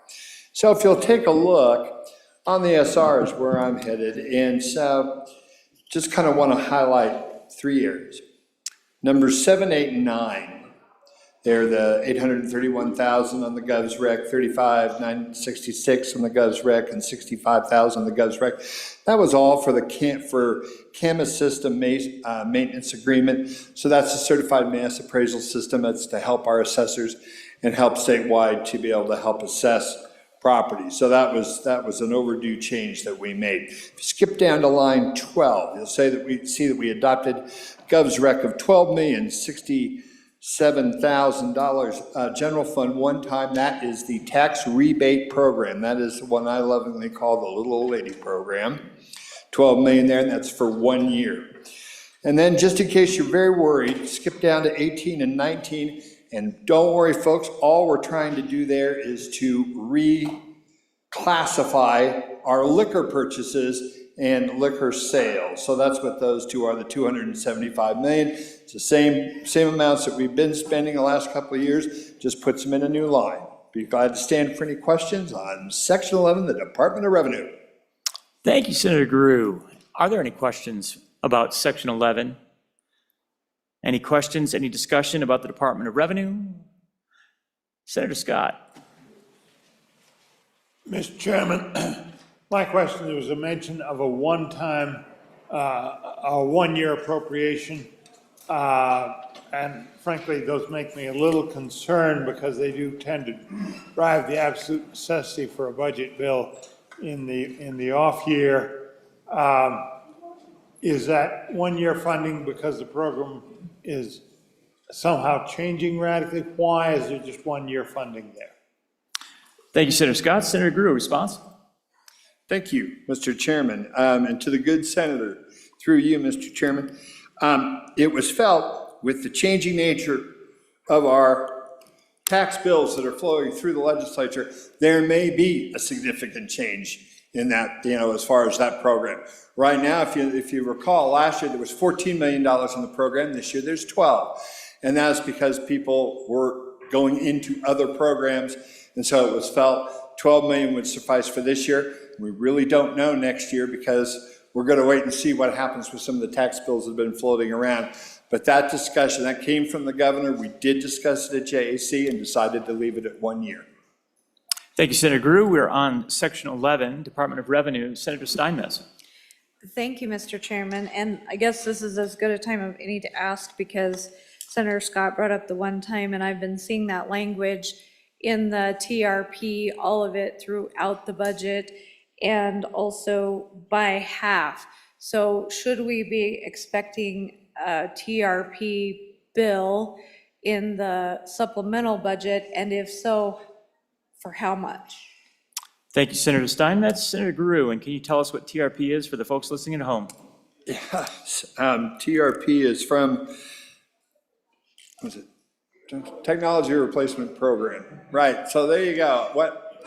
Over the years, for those of you who've been here for a little bit, ETS, which is Section 77 that we'll come to, has been, over the years, up and down, and some departments are in it, some departments are out of it, and we've been really trying hard. The chief executive and this body's tried to get a handle on it. Well, frankly, this last year we got there. We got a great group of folks over there, and they really did a nice job. And so this year we moved that whole technology replacement program into its own budget. And really think that we could get some efficiencies in buying hardware, software, programming, and really start to get a handle on that. The JAC took a look at that, and your JAC decided that they're going to cut that in half and only fund it for 1 year. And then ask ETS to come back next year and ask for the second half, or if there were any changes. So that's why you see that all the way through the budget. It was separated out for the first time into one budget, then it was cut in half. So the half cuts are all the way through, halfway through each department, and that was the decision of the majority of the JAC. Thank you, Senator Grew. Senator Salazar, to add on. Yes, Mr. Chairman, also to answer the question, you can expect an additional $4 million next year. So it's $4 million and change. Thank you, Senator Salazar. Any further questions? We're on Section 11, Department of Revenue. Seeing none, Section 11 is closed. Moving on to Section 14, Miners Hospital Board. Senator Grew.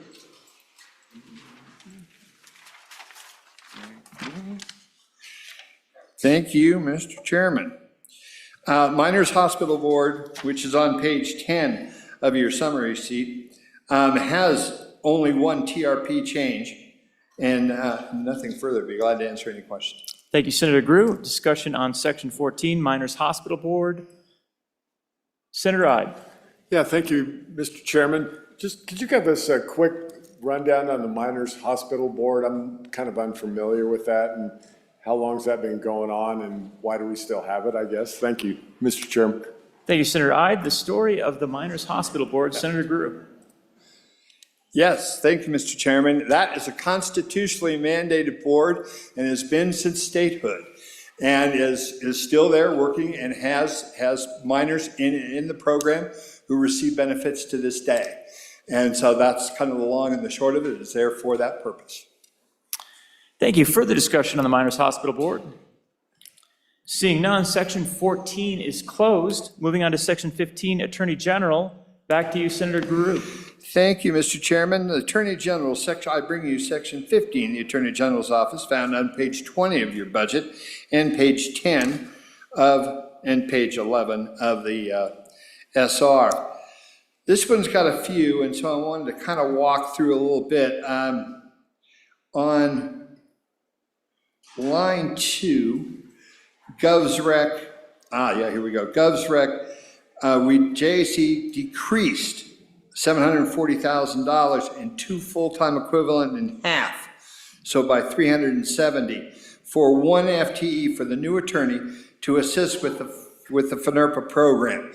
So the governor asked for 2, and we cut it by 1. Your JAC cut that by 1. If you flip over to page 11, you'll see on line 9 this is, I always like to point this one out because it just got done, but JAC footnote to authorize expending $43,000 to pay bar dues for the office. All that does is to bring their office into parity with all the other law professionals throughout the enterprise whose bar dues are paid by the state. The Attorney General's office has not been, and now that has been corrected. Line 10 is just this, I wanted to mention it though, the vehicle, this was an adjustment for DCI on number 10. And then if you want, drop down to line 21, and this is a big one, that we added $3 million. This was not in the governor's budget. JAC added $3 million general fund for an internet crimes against children unit. And there's a footnote number 3 down there that talks about that money is to be expended for that. Then if you want to drop down to 29, the last line there, we adopted the $6,269,065 for the Victims of Crime Act against grant reductions. And that was an ask from the agency that the governor said, so that one's kind of in flux. And so that was, I wanted to highlight that and be glad to stand for any questions. Thank you, Senator Grew. Any discussion or questions? Senator Hutchings. Thank you, Mr. Chairman, and thank you, Senator Grew. On that page 11, you mentioned the line 21, the $3 million for the internet crimes against children. We just sent out a bill or agreed to let it go forth. If the bill passes, how does this react with that? The Raiden Act, I think it was? Yep. Thank you, Senator Hutchings. Senator Grew for response. Actually, I'd like to. Oh, my apologies. Senator Nethercott standing. Senator Nethercott. Thank you, Mr. Chairman. It's my position, having talked to some of my co-sponsors on that legislation, and my lack of support for this particular budget amendment in the budget. But it's in the budget, so the program is super protected. But I intended to do an amendment in the future to reduce this appropriation in this budget bill by the amount that's in that particular bill draft. As we know, you can't legislate in the budget, and so the provision of the money into this program for this purpose would be one time, and it would not actually protect future funds going into that agency via statute in perpetuity. And so the bill draft, in my opinion, is a better way to protect that program and to protect funding for that program for internet crimes against children. Certainly appreciate the tremendous support and appropriation into the program for that purpose. Not sure it's the sweet spot, but I do intend to provide a budget amendment to reduce that amount so the budget stays flat and there's no impact on the overall appropriation of the JAC budget for that issue. Thank you. Thank you, Senator Nethercott. Any further discussion on internet crimes? Yes, Senator Hutchings.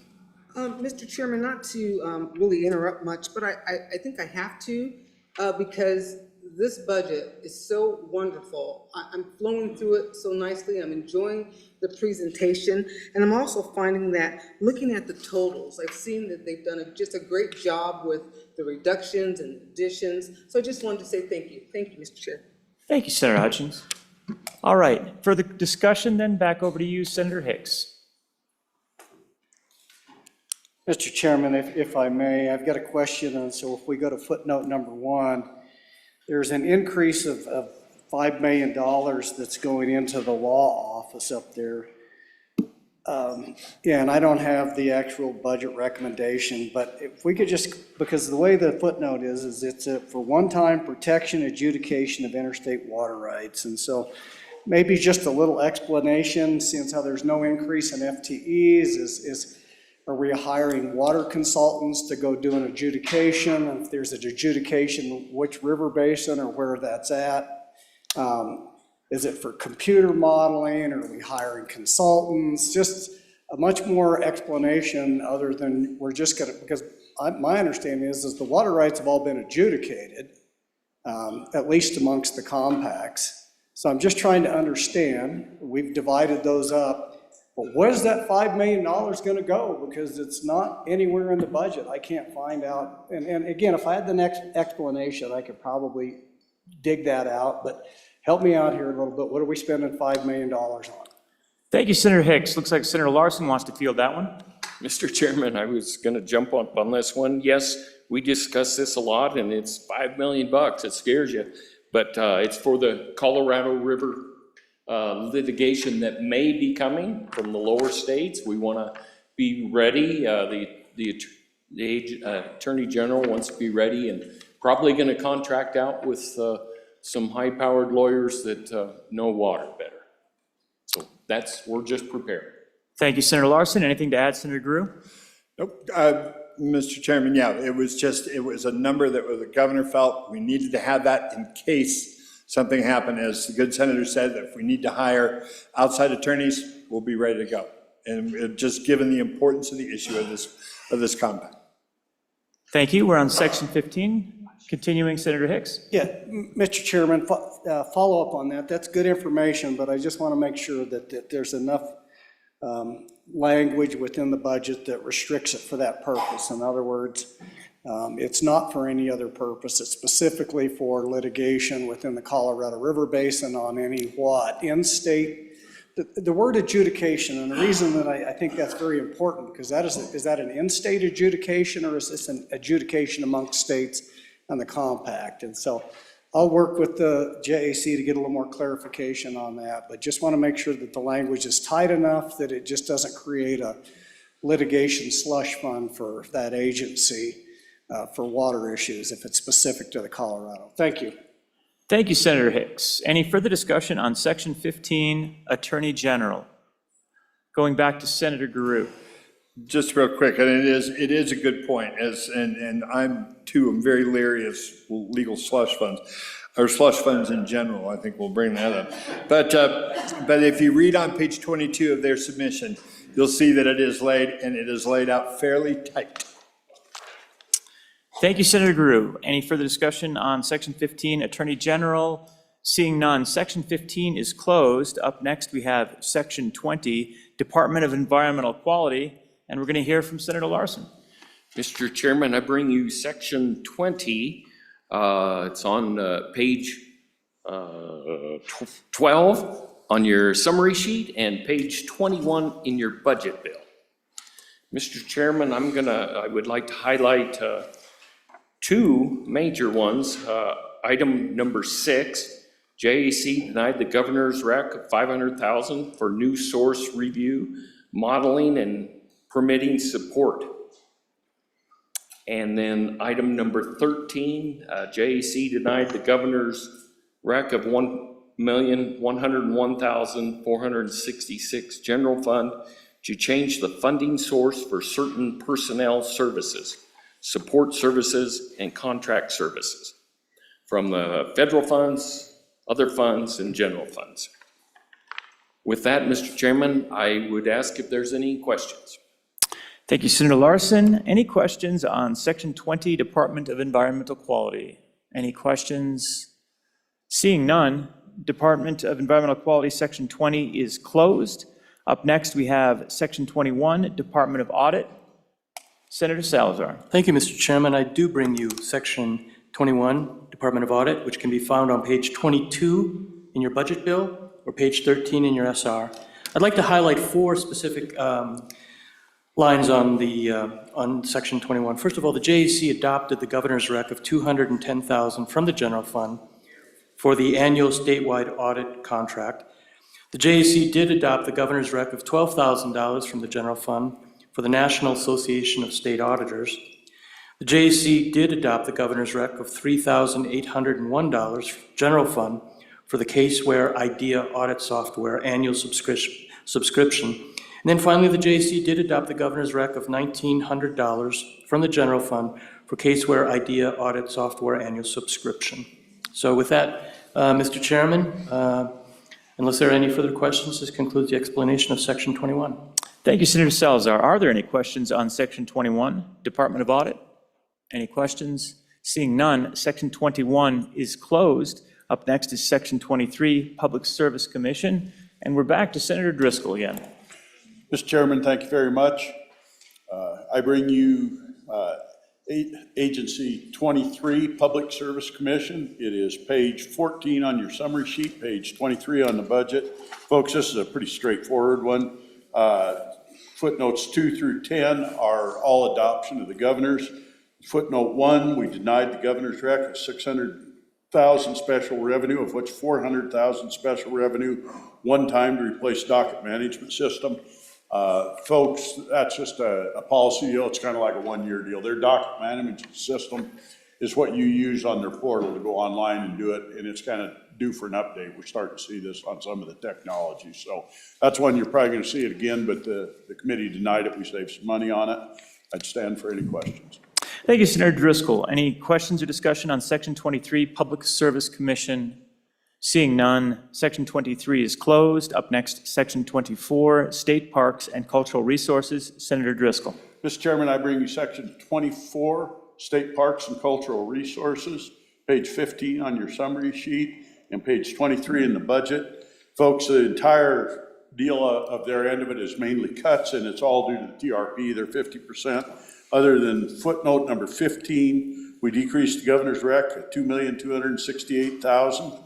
49,000 of it is general funds, 640,000 federal funds, and 1.5789,800 special revenue, one time by $49,000.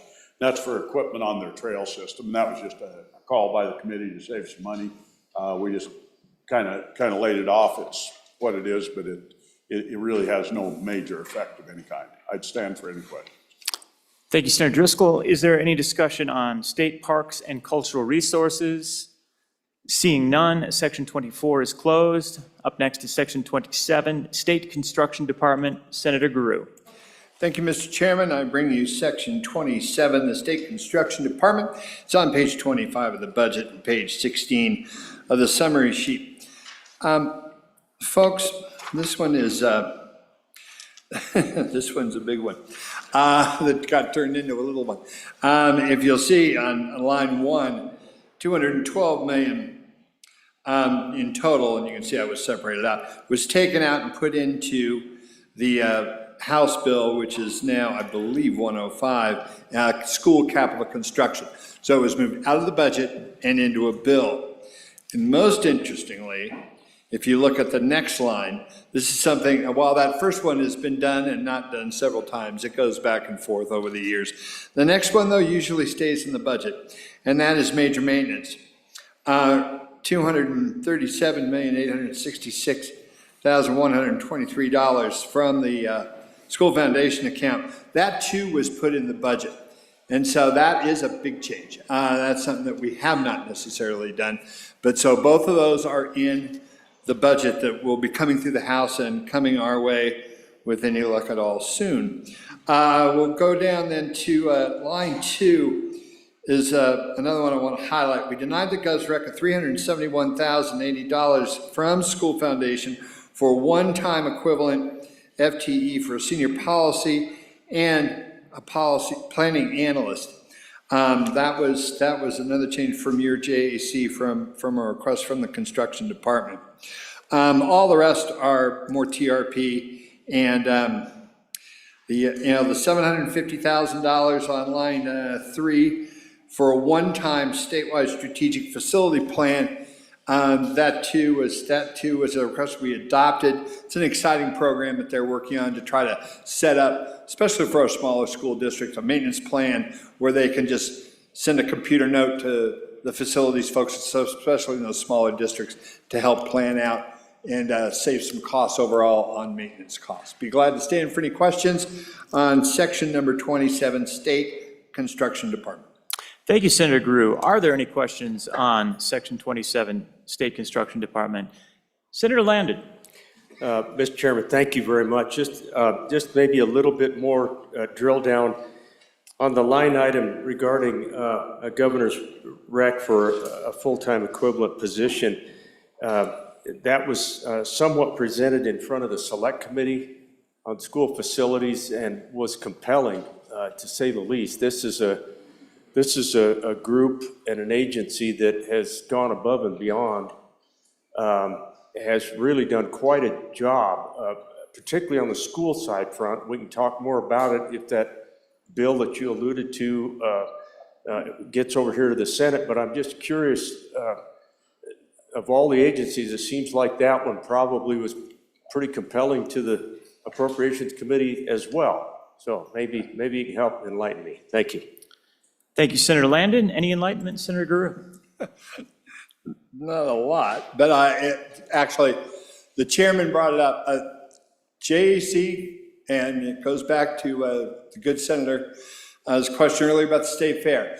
The long and short of it is, this JAC took a very hard view on new employees, very hard. And so, once again, I highlighted it too, because for the same reason you just brought it up, good senator. But just to say, that was the feeling of your JAC, was to limit new employees. Thank you. Thank you, Senator Guru. Any further questions on the State Construction Department? Further questions or discussion? Seeing none, Section 27 is closed. Up next is Section 29, Wyoming Water Development Office. Senator Larson, over to you. Mr. Chairman, thank you. I bring you Section 29, Wyoming Water Development Office. It's on your status report, page 17, and in your budget, page 25. This is a standard budget only, and so there's not a whole lot to discuss. So I'd ask if there's any questions. Thank you, Senator Larson. Any questions or discussion on the Wyoming Water Development Office? Seeing none, Section 29 is closed. Next is Section 37, State Engineer. Senator Larson. Mr. Chairman, I bring you Section 37, State Engineer. It's on page 17 of your status report, and then it's on budget, page 26. I think I might talk about quite a few of them, but 1, 4, and 6, items 1, 4, and 6 relate to Board of Control funding, moving from Water Account 1 to General Fund, totaling $17,300,897. Item 2, JAC adopted Governor's Rec of $497,477 General Fund for 2 full-time equivalents positions to work on related Colorado River Basin, and 1 FTE transferred from Public Service Commission. Item number 3, JAC adopted Governor's Rec of $513,498 General Fund, one time for equipment replacement for monitoring water flow. I would ask if there's any questions. Thank you, Senator Larson. Any questions on the State Engineer? Questions or discussion? Seeing none, Section 37 is closed. Next, we have Section 39, Wildlife Natural Resource Trust. Senator Salazar. Thank you, Mr. Chairman. I do bring you Section 39, which can be found on page 27 in the budget bill or page 18 on your SR. I wanted to highlight 2 specific things. First, the JAC adopted the Governor's Rec of $86,000 to remove spending authority for the Encana escrow account from the Wyoming Wildlife Natural Resource Trust standard budget. And finally, the JAC did adopt the Governor's Rec of $4.17 million to reduce spending authority for the Pacey Corp Rocky Mountain Power account. Mr. Chairman, unless there are any further questions, this concludes the explanation of Section 39. Thank you, Senator Salazar. Any questions on Section 39, Wildlife Natural Resource Trust? Seeing none, Section 39 is closed. Next, we have Section 40, Game and Fish Commission. Senator Larson, that's you. Oh my, that's me? Yeah. Senator Larson's caught off guard, so someone wants to hum a tune for a minute. Oh, jeez, that's terrible. Oh. I think it's, Mr. Chairman. Go ahead, please. Yep. Senator Larson, over to, or excuse me, Salazar, over to you. Yes, Mr. Chairman, that's an off-budget agency, I think, so just wanted to clarify that. Okay. Let's see. So 40 is not, all right, so Section 40 is not in the budget. It's on the list of agencies, but not in the budget, so we will consider that one closed as well. And that's why Senator Larson was caught off guard. So up next, Section 41, Fire Prevention and Electrical Safety. Senator Guru. Thank you, Mr. Chairman. I bring you Section 41, Fire Prevention Electrical Safety, on page 29 of your budget and page 18 of your summary sheet. Really, except there's a TRP there, and we adopted the Gov's Rec for fire investigative equipment and support, and I'd be glad to stand for any questions. Are there any questions related to Section 41, Fire Prevention and Electrical Safety? Seeing none, Section 41 is closed. Next, we have Section 42, Geological Survey. Senator Guru. Thank you, Mr. Chairman. I bring you Section 42, Geological Survey, on page 29 of the budget and page 19 of the summary sheet. On this one, I just want to highlight number 3. JAC added $2 million general fund one time for aerial geophysical surveys to analyze Wyoming's mineral resources. Added footnote number 1, specifying matching requirements. This is a new program. We got some new folks over at the Geological Survey, the new director. She's got a good program going over there. She's working with the private sector on really some new high technology mapping that's helping out our energy industry, so much so that they are participating in this program and matching funds. So this is a matching fund program that's helping our energy industry. Be glad to stand for any questions on the Geological Survey. Thank you, Senator Guru. Any questions or discussion on Section 42, Wyoming Geological Survey? Seeing none, Section 42 is closed. Up next is Section 44, Insurance Department. Senator Guru.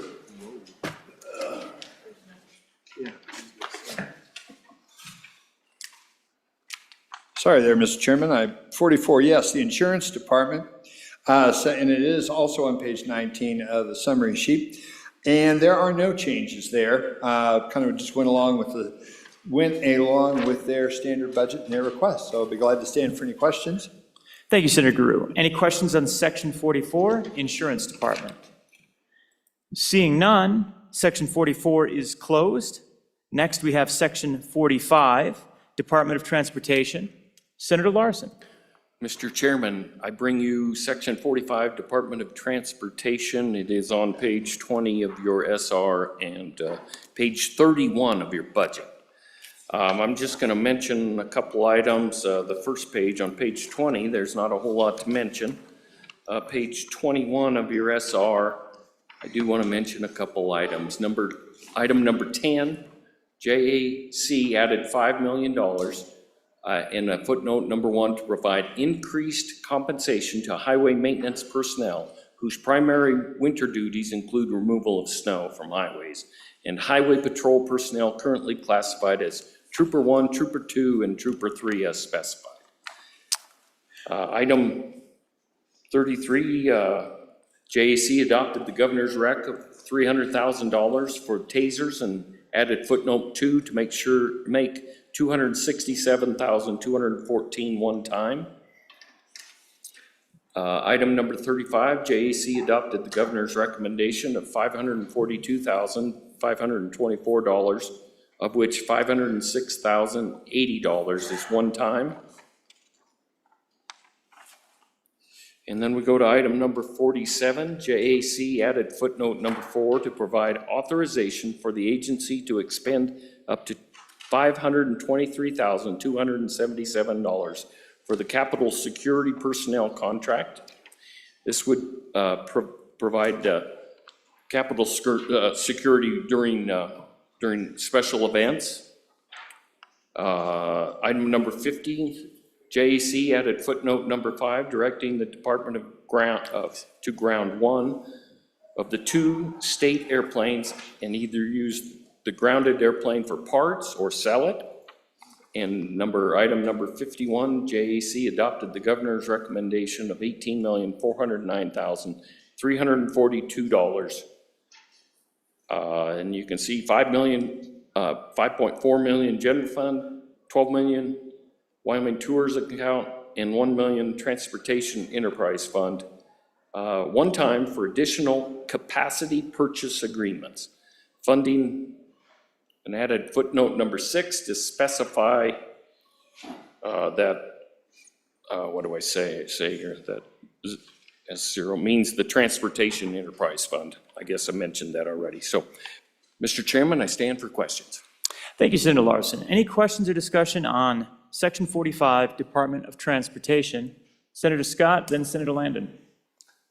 Mr. Chairman, Mr. Chairman, my question in this Transportation Department area is, in the past year or two, I've been hearing quite an increase in constituent complaints on particularly issues regarding changes and renewals of driver's licenses. This agency, and I believe it's this agency, is being quite consumer unfriendly, and it's hard to deal with, very time consuming. Is that area covered in this budget, and is it highway department funds or general funds? How is that funded and how's that handled? Thank you, Senator Scott. Let's bounce over to Senator Larson for a response. Mr. Chairman, I'm kind of maybe looking for help, but I think that is underneath the Department of Transportation's internal funding. Thank you, Senator Larson. Maybe we can look into that. Oh, looks like Senator Driscoll has a response. Mr. Chairman, thank you. Yeah, Senator Scott, there was no testimony up or down to my recollection about the driver's licensing agencies. I've heard some of the same as you, but there was no questions asked and no testimony from the committee on that specific area. So we probably missed over, but nobody came and no public comment on it during the public comment. Thank you, Senator Driscoll. Anything else on that topic? Anything else on the topic? Senator Dockstader. Thank you, Mr. Chairman. We kind of went over the state troopers 1, 2, and 3. I wasn't clear on that. We're being spread a little thin on trooper coverage out west. Some more on what you're planning to do with that? Thank you, Senator Dockstader. Go to Senator Driscoll. Mr. Chairman, thank you. Yeah, there was definite discussion about that. Was part of why the raises came about. The truth is, and I hate to quote numbers, but it's over 20 vacant positions right now. Folks, we just don't, we're hitting it some other state aid. We just don't pay enough money to fill the positions. It costs hundreds of thousands of dollars to train. So even when we do hire somebody, to get them through all the levels of training and get them in takes a lot of time. And it's a hole we have. I just visited with the director downstairs about it today. It's really a tough spot because one of these deals, and we've seen it, our local sheriff's office hire our troopers. As soon as they come out, somebody goes and poaches them. And I believe the numbers we received were probably in excess of $200,000 a trooper to train them. Excuse me, go ahead. Thank you, Senator Driscoll. Senator Grew for a response on that? Yeah, just to update now, as far as training, I mean, to take a raw cadet and put them all the way through training and then outfit them, put them in a car with all the post-certification training, equipment, the whole smack, $900 grand. And that's what it takes to get them from entrance to exit, to get them on the street. And they get them on the street, and our county sheriff's department say, wow, that was a nice training program, and then they hire them and they're gone. And so it's a great training program, but it's not doing our boys any good on the field. So that was why the JAC said, let's try to get those trooper salaries up a little bit and see if we can't hang on to them. And so that was kind of the gist of it. Thank you, Mr. Chairman. Thank you, Senator Grew. I was going to go to Senator Landon unless it's on the same topic. It looks like it's a new topic, so let's go to Senator Landon. Mr. Chairman, thank you. Just to drill down a little bit further, really appreciate our Appropriations Committee spending some time in that area because I do think it's important. I did notice that we want to provide some additional money in terms of salary for some of our personnel whose primary duties include the removal of snow. I hope that might include those guys that stay up all night getting those trucks ready to go, and not just the guys that go out and drive them and push the snow with them.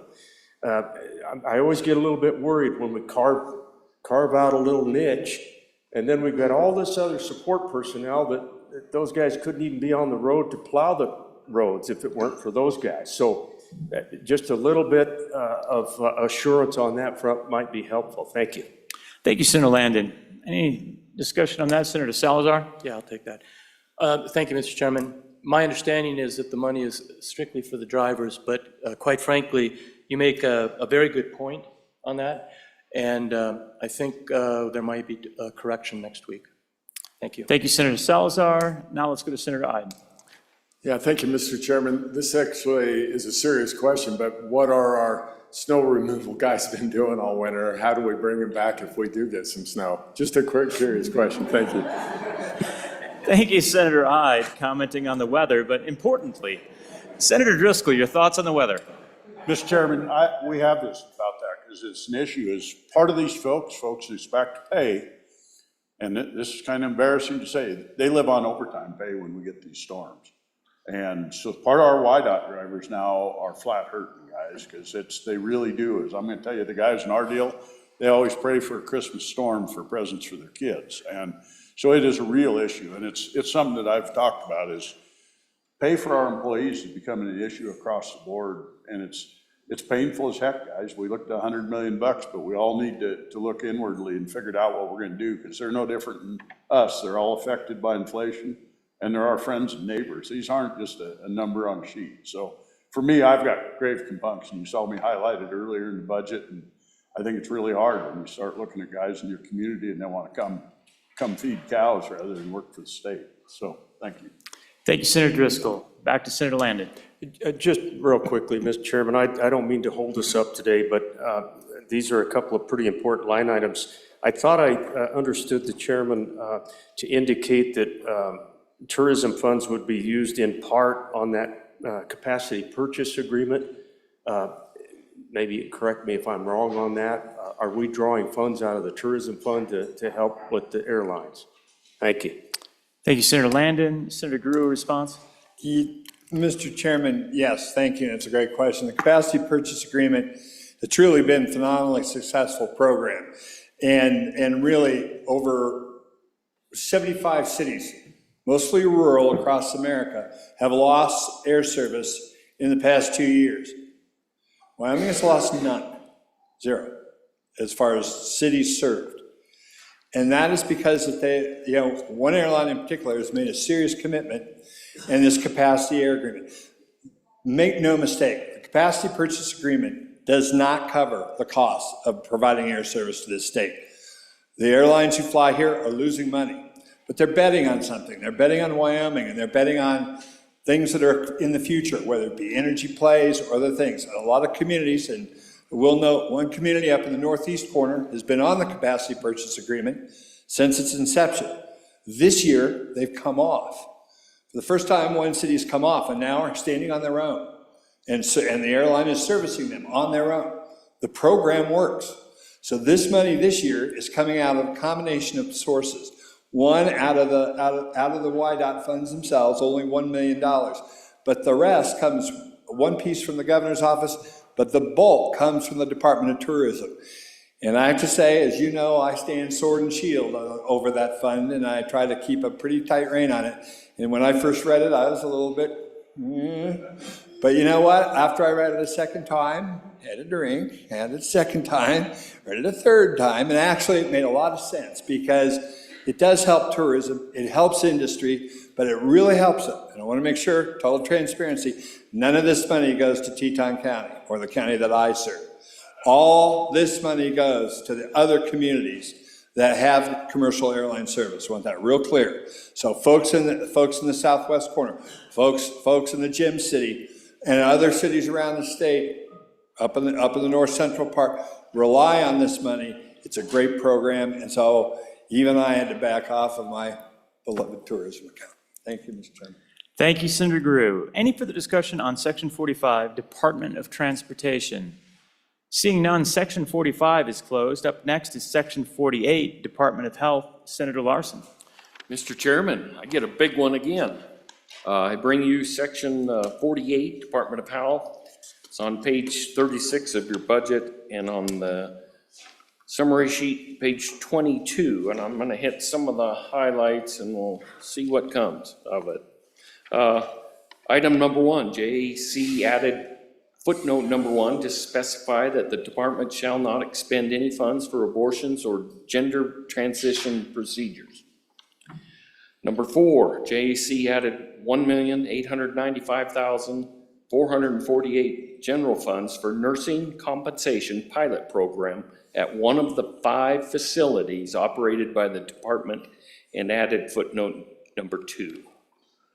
Item number 14, JEC denied the governor's rec of $3,528,584, 1.7 million general funds, 1.7 million federal funds for behavioral health rate rebasing.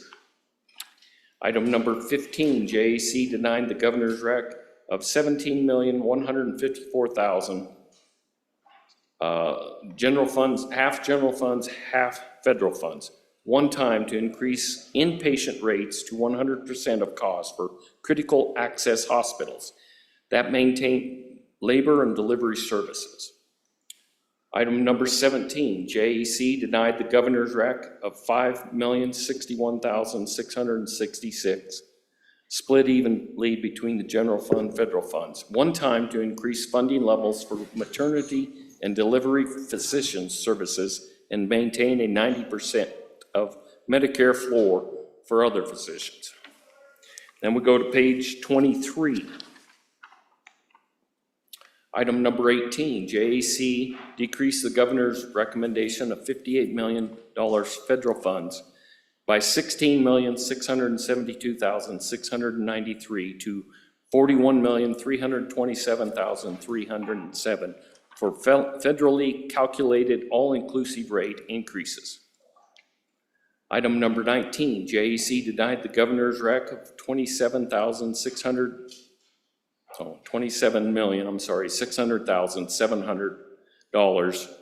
$11.2 general fund, 16.3 federal funds for additional Medicaid Community Choices waiver funding due to increased enrollment. And I want to highlight the next one, item number 20, JEC increases the governor's recommendation of $14,700,000 general fund, 7 million general funds, 7 million federal funds.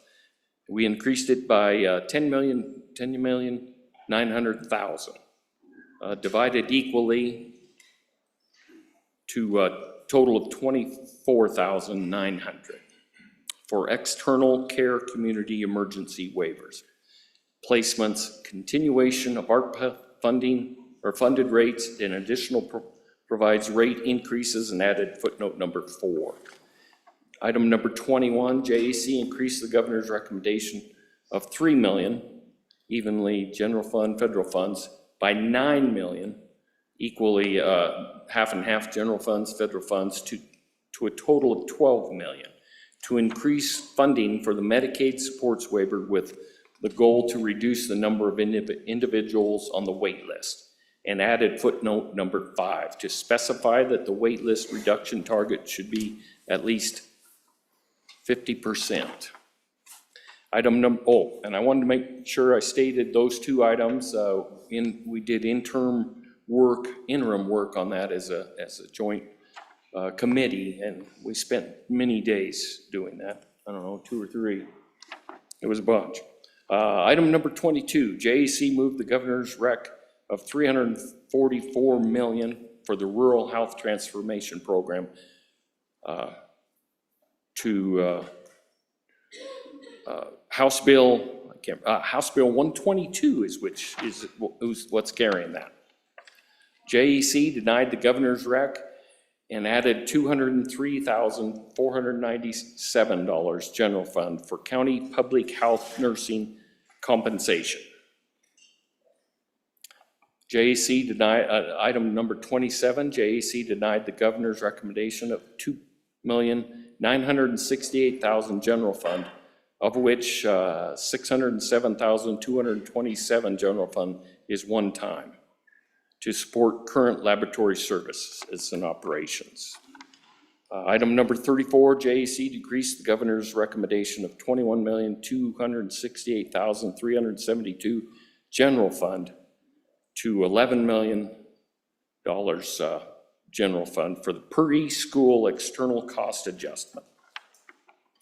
And item number 36, JEC adopted Joint Judiciary Committee Letter number 1 and added $5 million general fund and footnote number 7 to reimburse counties for the detention and treatment of pretrial detainees awaiting mental health evaluations, fitness determinations, or competency restoration. And I'll stand here for questions. Thank you, Senator Larson. Are there any questions on Section 48, Department of Health? Senator Scott. Mr. Chairman, my question relates to the preschool DD change where looks like the department, JAC denied about half the governor's request there. As I'm reading this, Mr. Chairman, the preschool DD program is a very cost-effective program for dealing with the developmental difficulties that children have, and it's cost-effective for 2 reasons. One, for developmental reasons, it's easier to fix some of the problems at the preschool level than it is later on. And second, they've never had full reimbursement for everything, so they haven't developed some of the expensive habits that the K-12 system has. And they have a great deal of difficulty competing with the K-12 system for the necessary personnel because the state is so very generous with the schools and the compensation there. We essentially reimburse the districts for everything. So what's the effect of what the JSA did and why did you do it? Thank you, Senator Scott. Senator Salazar. Thank you, Mr. Chairman. I will simply say this on the DD, and I have proven in the past my commitment to the DD issue. I think there will be a change in that come next week, and I'll leave it at that. Thank you, Senator Salazar. Are we on that point, Senator Crum? Senator Crum. Thank you, Mr. Chairman. Just a couple questions on the worksheet online. On the defunding of the level, line 17, the defunding of the increased level for maternity and delivery physicians around the state. We kind of got these maternity deserts, just a thought on that. And then also on line 14 on the reduction of the requests on behavioral health units. Thank you, Mr. Chairman. Thank you, Senator Crum. Who wants to field those 2 questions? Senator Larson. Mr. Chairman, I think that was just a choice of the JAC committee. On line 17, that would increase maternity and delivery physician services from 100% to 105% of Medicare. But that was a choice of the joint appropriations. Don't remember. Thank you, Senator Larson. I see Senator Guru getting up to respond as well. Yeah, just to amplify on that too. Your JAC actually spent, in addition to the time that we spent on specific, talking about DD waivers and some stuff, the committee actually split into a subgroup that Senator Larson was on, along with 2 other members from the House, and they had 5 extra meetings where they did a deep dive through this budget. And a lot of the recommendations that came from that group and say, we've got limited resources here, how best to try to allocate them across this this is the most expensive, this is the big one right here. And so trying to figure out ways to economize and to come up with suggestions on how to get a hold of this budget. And this is what the majority came up with, and this is the result. Thank you, Senator Gru. Senator Salazar, following up on that point? Yes, thank you, Mr. Chairman. And since we're on that topic, the good minority leader is absolutely correct. And there was additional task force with the attempt to see if there was any type of savings or redundancy. And to the task force's credit, they couldn't find much. So we have a pretty tight Department of Health, and they did a very deep dive. So I wanted to present that before the floor. Thank you, Senator Salazar. Senator Ide, you've been trying to speak. It's on a different subject. Yep, go ahead. Thank you, Mr. Yep. Chairman. This is actually on another line item here. I'm just curious about why the transfer from the governor's budget on the rural health program went to a House bill. That's all I'm curious about, why it went from the budget to the House bill. Thank you, Senator Ide. Looks like Senator Guru is up first. Thank you, Mr. Chairman. On that, the department had listening sessions around the state, and they crafted this as a program that came down from the federal level. It was a quick hitter. It had to be, the request had to be in by the end of the year or before the end of the year, and it was, after those listening sessions, and accepted. Now, the chief executive out down on the first floor could move that money because it came from the federal government, do a little B11 and transfer it right into the department and go. They spelled out where that money was going. Your JAC wanted to do it a different way. What we wanted to do was to put it in a bill and put it in front of this body to say, these are the pieces, what do you like? And actually, there were some things that the JAC didn't like. One in particular that I know we had a very robust discussion on was critical care, what do they call it, catastrophic care. We took it out. It was approved in the plan that was put forth to the federal government. But Mr. Chairman, we decided to take that out because there was a fear of maybe the costs running away from us later on. But this is a huge project with hundreds of millions of dollars over the next 5 years. And your JAC wanted to have the legislature put their imprint on it. And so that was why it was taken out and put in a budget. Thank you, Mr. Chairman. Thank you, Senator Guru. Senator Salazar, following up on that. Thank you, Mr. Chairman. And I will say this without disclosing anything from our executive session. The federal government is still in many ways determining what they want that program to look like. Well, what they want to look like and what will help the state of Wyoming may be two different things. So there are still discussions going on. So, thank you, Senator Salazar. We're on section 48, Department of Health. Senator Dockstader, you were trying to get up, and I just wanted to recognize you since it seemed on point. Good. Senator Anderson. All right, Senator Anderson. Thank you, Mr. Chairman. From this document, it looks like the JAC cut $402 million out of health, which we all know would be too much. But I noticed we mentioned that we put it back into House bills. Can you give me a round number of how much we put back into House bills? Thank you, Senator Anderson. Anyone have an answer to that quickly? I'll collect another question while we determine that answer. Senator Dockstader, you want to ask your question while they're working on that one? Mr. Chairman, we got $1.8 million for a pilot program for nursing compensation. Are we walking away with more nurses? What are we getting out of this, please? Thank you. Thank you, Senator Dockstader. Let's go to that one, Senator Guru. Thank you, Mr. Chairman. And I know my good chairman's getting a number for the last question, but on that one, this is an old friend of this way, the old ghost nurses, traveling nurses, ghost nurses. We're trying to do a pilot program. Frankly, I'm trying to best to describe this. We put in extra nurses than what we need, because then we take the money from those positions, hire a company who hires traveling nurses. And it's been a source of contention. So what we're trying to do is take some money and do a program at the state hospital where we're trying to hire nurses at more of the prevailing wage, which is more than what we've been paying and a lot less than what travelers cost, and try to see if we can't get nurses and keep them at the state hospital. If that works, then they can expand the program out. So it's really something that we're trying to do to save money in the long run. Thank you, Senator Guru. Let's see if we've got an answer now from Senator Salazar. yes, Mr. Chairman. To the senator's question, we put back $344 million into the House bill. So, thank you, Senator Salazar. Senator Hutchings.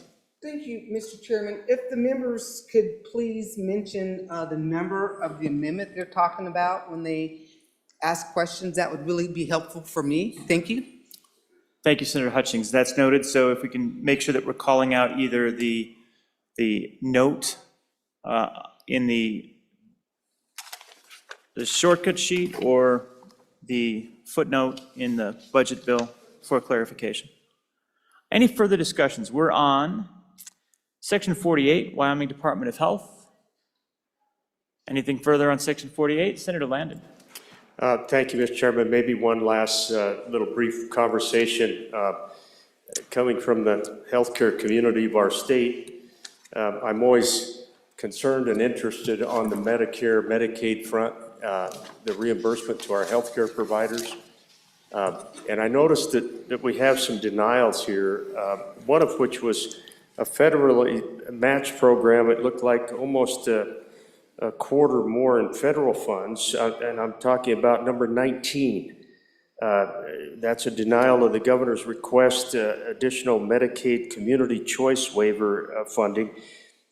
I'm just interested in a general way, not just that line item, but what was the conversation with regard to the increase in Medicaid reimbursements? I know that one of them points at the bottom of page 22 points to our critical access hospitals. We talk about OBGYNs, and generally we've denied that increase in Medicaid reimbursements. Can I just get a general sense of where the Appropriations Committee was coming from? Thank you. Thank you, Senator Landon. Senator Salazar, you want to field that one? Thank you, Mr. Chairman. I wish I had an incredibly good answer for you on that.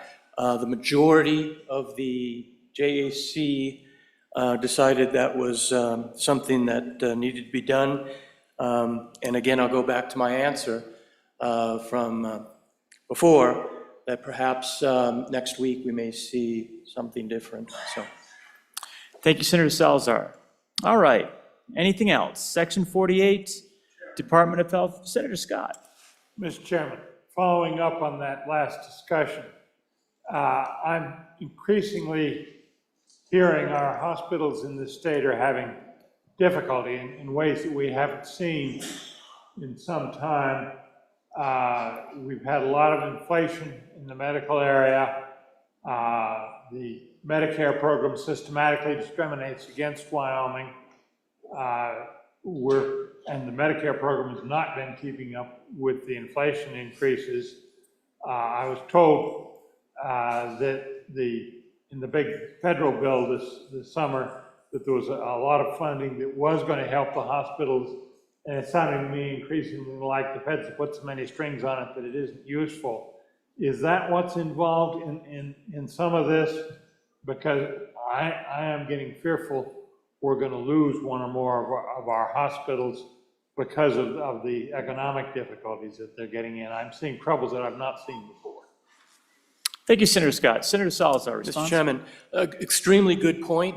I have the same concern. However, the health transformation, I think, will address some of that. But to go back to my previous answer, what the feds want and what will help the state may be two different things. Those discussions are still currently going on, and we had the same comments that you did. So, thank you, Senator Salazar. Anything else? Last call on Section 48, Department of Health. Seeing none, Section 48 is closed. Up next is Section 49, Department of Family Services. Senator Driscoll. Mr. Chairman, I bring you Section 49, Department of Family Services, page 24 on the summary sheet, page 40 in the budget. Folks, there wasn't a huge amount on this, but we've got two or three fairly big ones.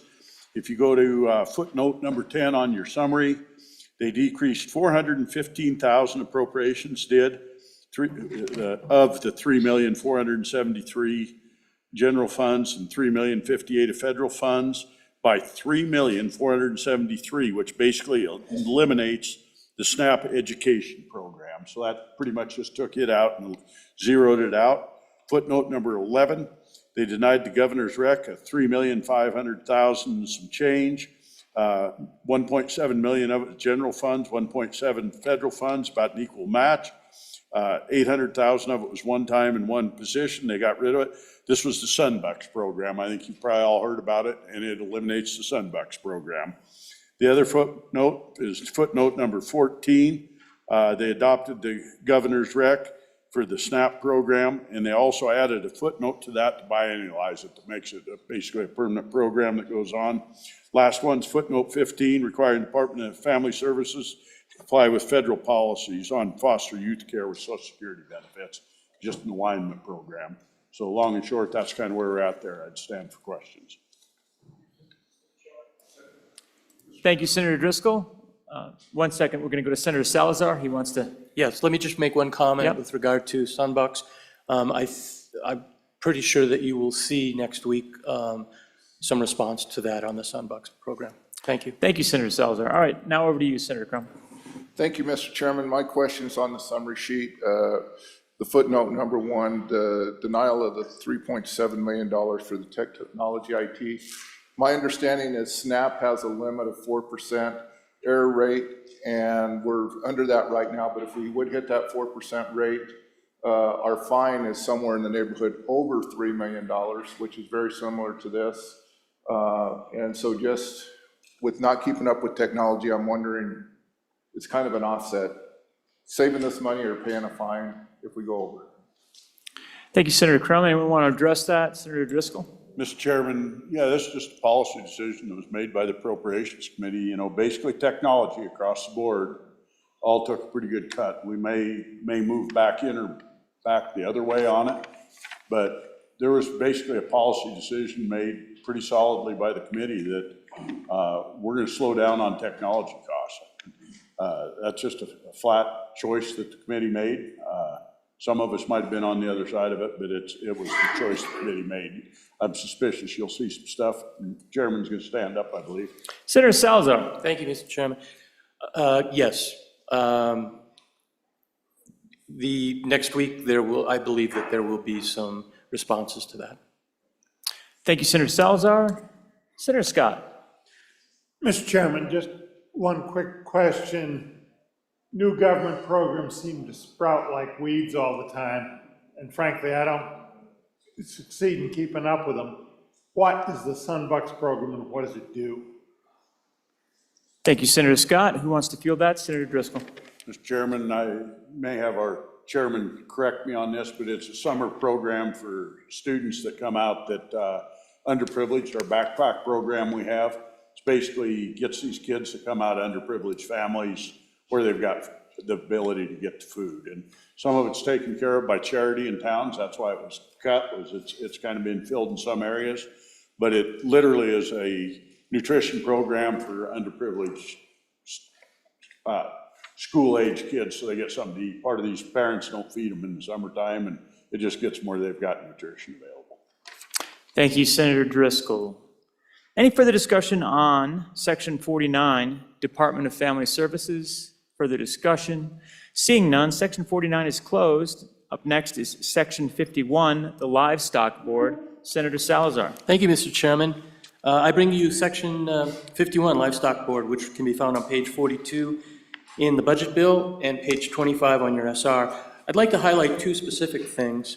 The JAC did adopt the governor's recs of $3,600 from the general fund for a website for Americans with Disabilities Act, and that's a compliant widget.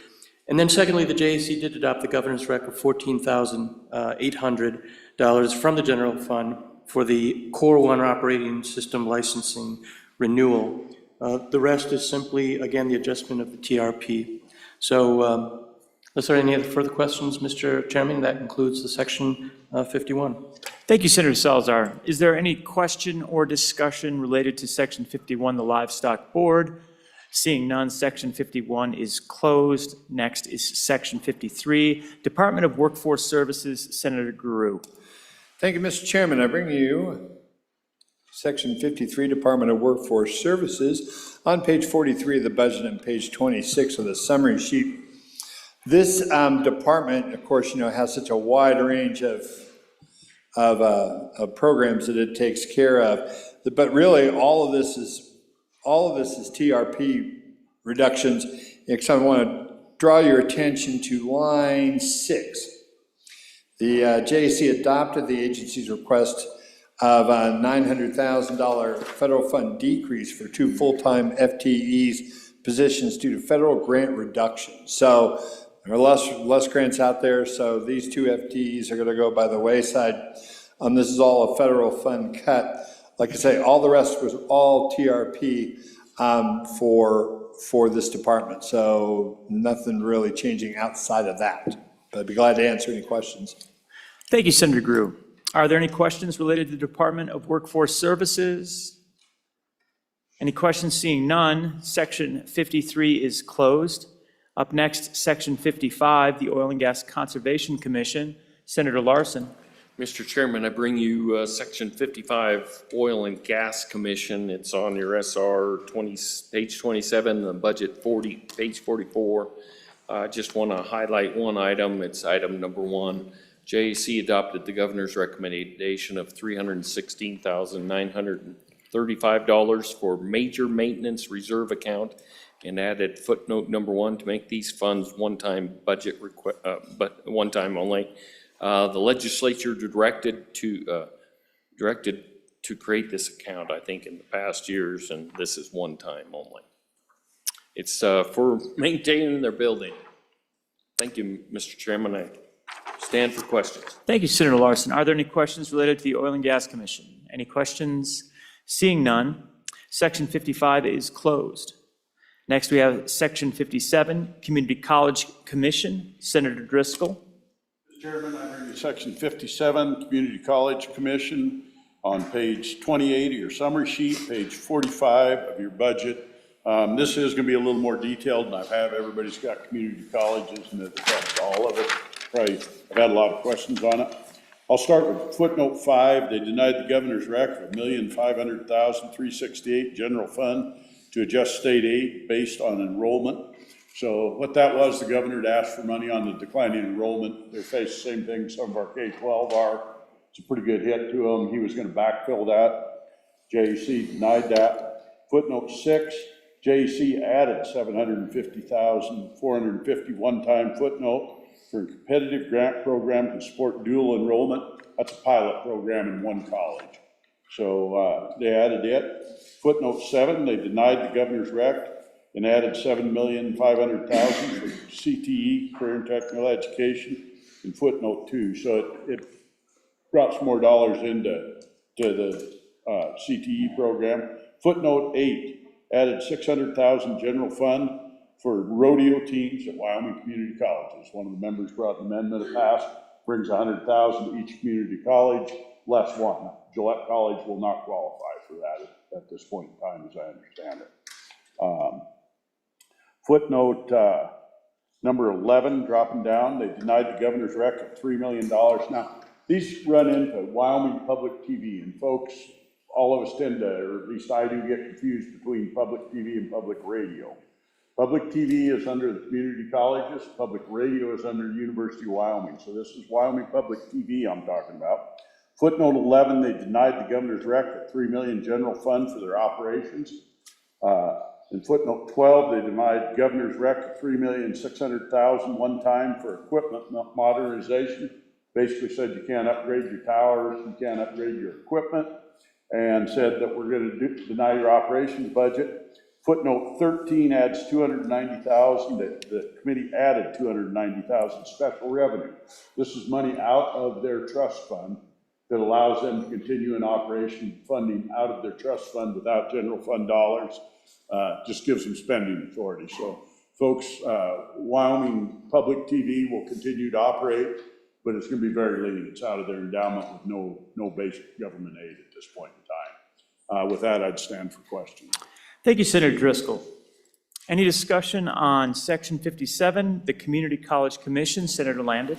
Yeah, well, Mr. Chairman, thank you. Yes, just to continue the conversation a little bit, I've had the question, driving down here for this session, whether or not we're going to be able to provide the transparency that we've gotten all the way up to.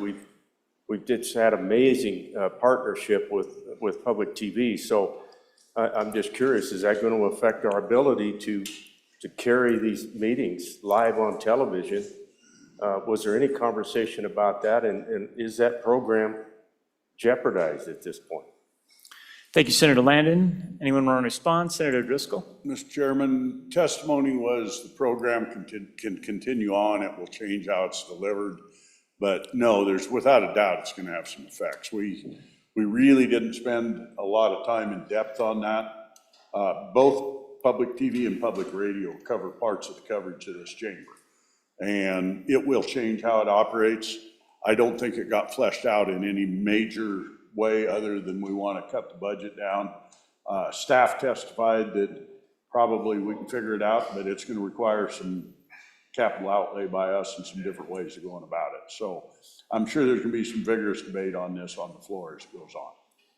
Thank you, Senator Driscoll. Back to you, Senator Landon. Just one other question. Thank you, Mr. Chairman. Sorry to bog us down, but some of this stuff is quite large and quite important. Line number 8, we added $600,000 for rodeo teams at the community colleges. Nobody supports rodeo any more than I do, and I love that we're paying attention to that because it was created right here in the Senate. But we've always, I think, tried to keep that on an even keel, and I don't see anything for the University of Wyoming. Are we? And then I was a little disturbed by the concern over one of the colleges maybe not receiving this. The college that was mentioned just happened to be, you know, one of the top 5 teams in the country at the college national finals last year. So just a little bit more about the reasoning. Was this a request that came to the joint appropriations? How did that all come about? Thank you, Senator Landon. You. Senator Driscoll. Mr. Chairman, thank you. Yeah, I'm glad you asked. I try not to advocate outside of what the committee did on the floor. I'm going to do a little bit because you led me into it. So we had one of the committee members from the other side that wanted to do the community colleges, added it. The miss at the college was an oversight. I will bring an amendment to fix that. That's my district. That was purely, we never thought about it. It's not an accredited college, so we really, and this is going to come up some other places in the budget, and the enrollment's the same thing. That enrollment amendment, because between 2 colleges now, part of that happens there. And we really kind of did a knee jerk, and I'm guilty. I didn't know what was going on. On the other end of it, for the University of Wyoming, they get $200,000 at UW. That will be coming up in the next section.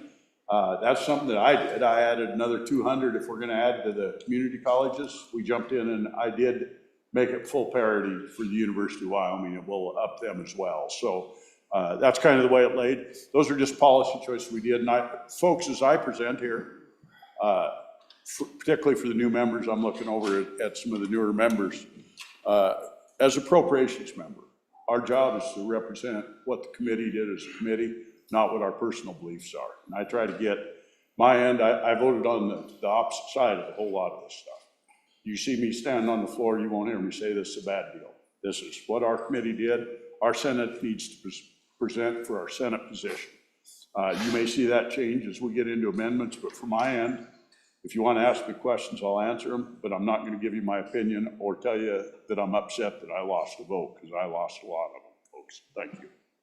Thank you, Senator Driscoll, for that explanation. Any further discussion on Section 57, the Community College Commission? Further discussion? Seeing none, Section 57 is closed. Up next, we have Section 60, State Lands and Investments. Senator Salazar, that's up to you. Thank you, Mr. Chairman. I do bring you Section 60, State Lands and Investment, which can be found on page 48 in your budget bill, page 29 in the SR. There are 4 things that I'd like to accentuate or bring to your attention. First is the JAC did adopt the governor's rec of $468,000 for the Environmental System Research Institute. Secondly, the JAC did adopt the governor's rec of $20 million from the general fund for the emergency fire suppression account. The JAC did adopt the governor's rec to authorize $30 million in borrowing authority from the LISRA for emergency fire suppression. And finally, the JAC added $390,000 from the general fund for firefighter paid leave and hazard pay, which is added to footnote 4. With that, Mr. Chairman, if there's no further question, this concludes Section 60. Thank you, Senator Salazar. Any questions or discussion on Section 60, State Lands and Investments? Seeing none, Section 60 is closed. Next, Section 63, the Governor's Residence. Senator Driscoll.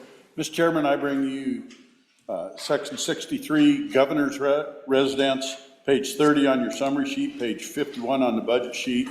The only thing they did was ETS cuts on it, so you're still going to be able to go to your receptions. The governor and the committee left the rest of your budget intact. I'd stand for questions. Thank you, Senator Driscoll. Any discussion on Section 63, the governor's residence? Seeing none, Section 63 is closed.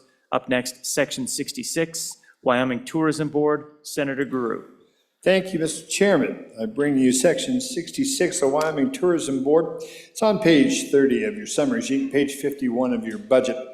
As you can see, as you take a look at this, it's just a TRP change, no other changes. I talked about the capacity purchase agreement coming out of this account. That was in another section. There'll be some more that'll be talked about a little later on. But for now, as far as the regular budget, with that TRP change, it's all the same. Thank you, Senator Guru. Any discussion on the Wyoming Tourism Board, Section 66? Seeing none, Section 66 is closed. Up next, we have Section 67, the University of Wyoming. Senator French. Thank you, Mr. Chairman. I bring you section number 67, University of Wyoming. It's on page 31 of your summary sheet and page 52 of your budget bill. There's a number of items I'll mention. I'm sure there'll be maybe a question or two, probably not. Number one, JAC added footnote number 1 to specify that the university shall not expend any funds for elective abortions or on health insurance coverage that provides for elective abortions. Number 2, the JAC reduced $1,698,084 general fund and added footnote number 2 to specify that no funds shall be expended on Wyoming public media. Number 3, JAC reduced $40 million general fund and added footnote number 3 to specify that no reduction shall be made to the College of Agriculture, College of Education, the Wyoming Outdoor Recreation, Tourism, and Hospitality Institute, or the Center of Innovation for Flow-Through Porous Media in the High Bay Research Facility. On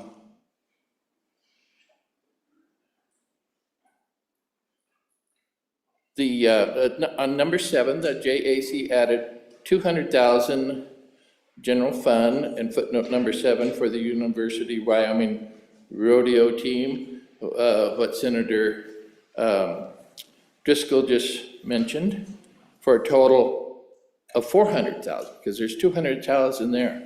I added 200, it's not a total of 200, it's 400,000 now. Just added 200,000 more.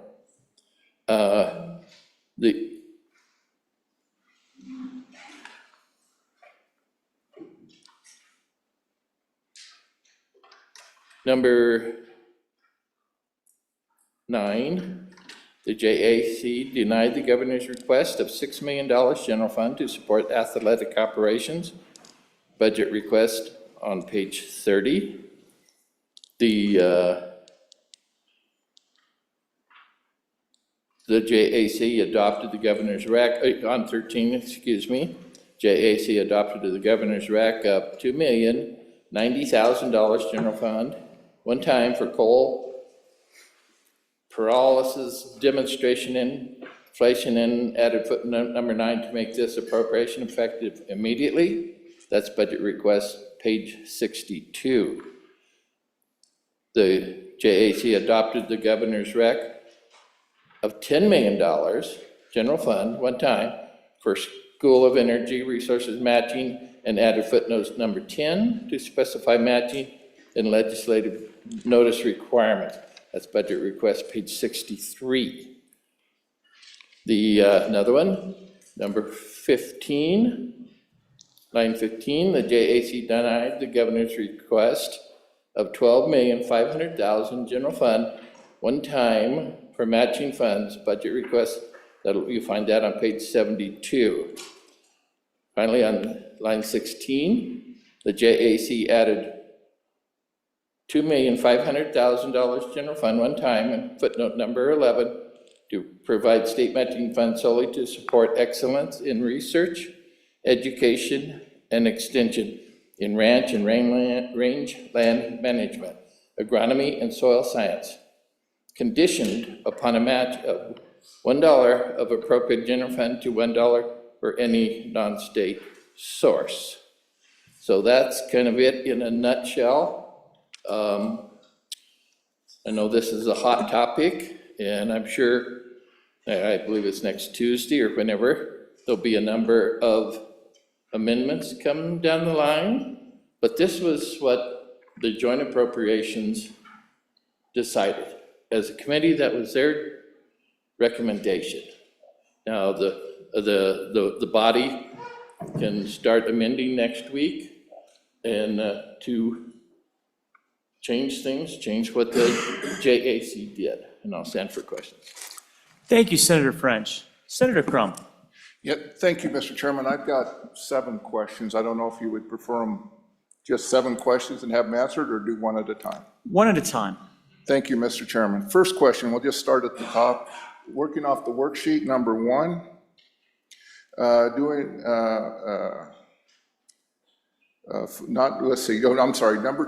number two. Not funding the funds for Wyoming Public Media. Without getting into the content of the thing, the Wyoming Public Media towers carry the emergency broadcast signal around the state. So when you see that happen on your TV or your radio or your cable, Wyoming Public Radio's towers transmit and deliver that signal. So without this funding, what's the alternative for emergency broadcast, I guess is my question.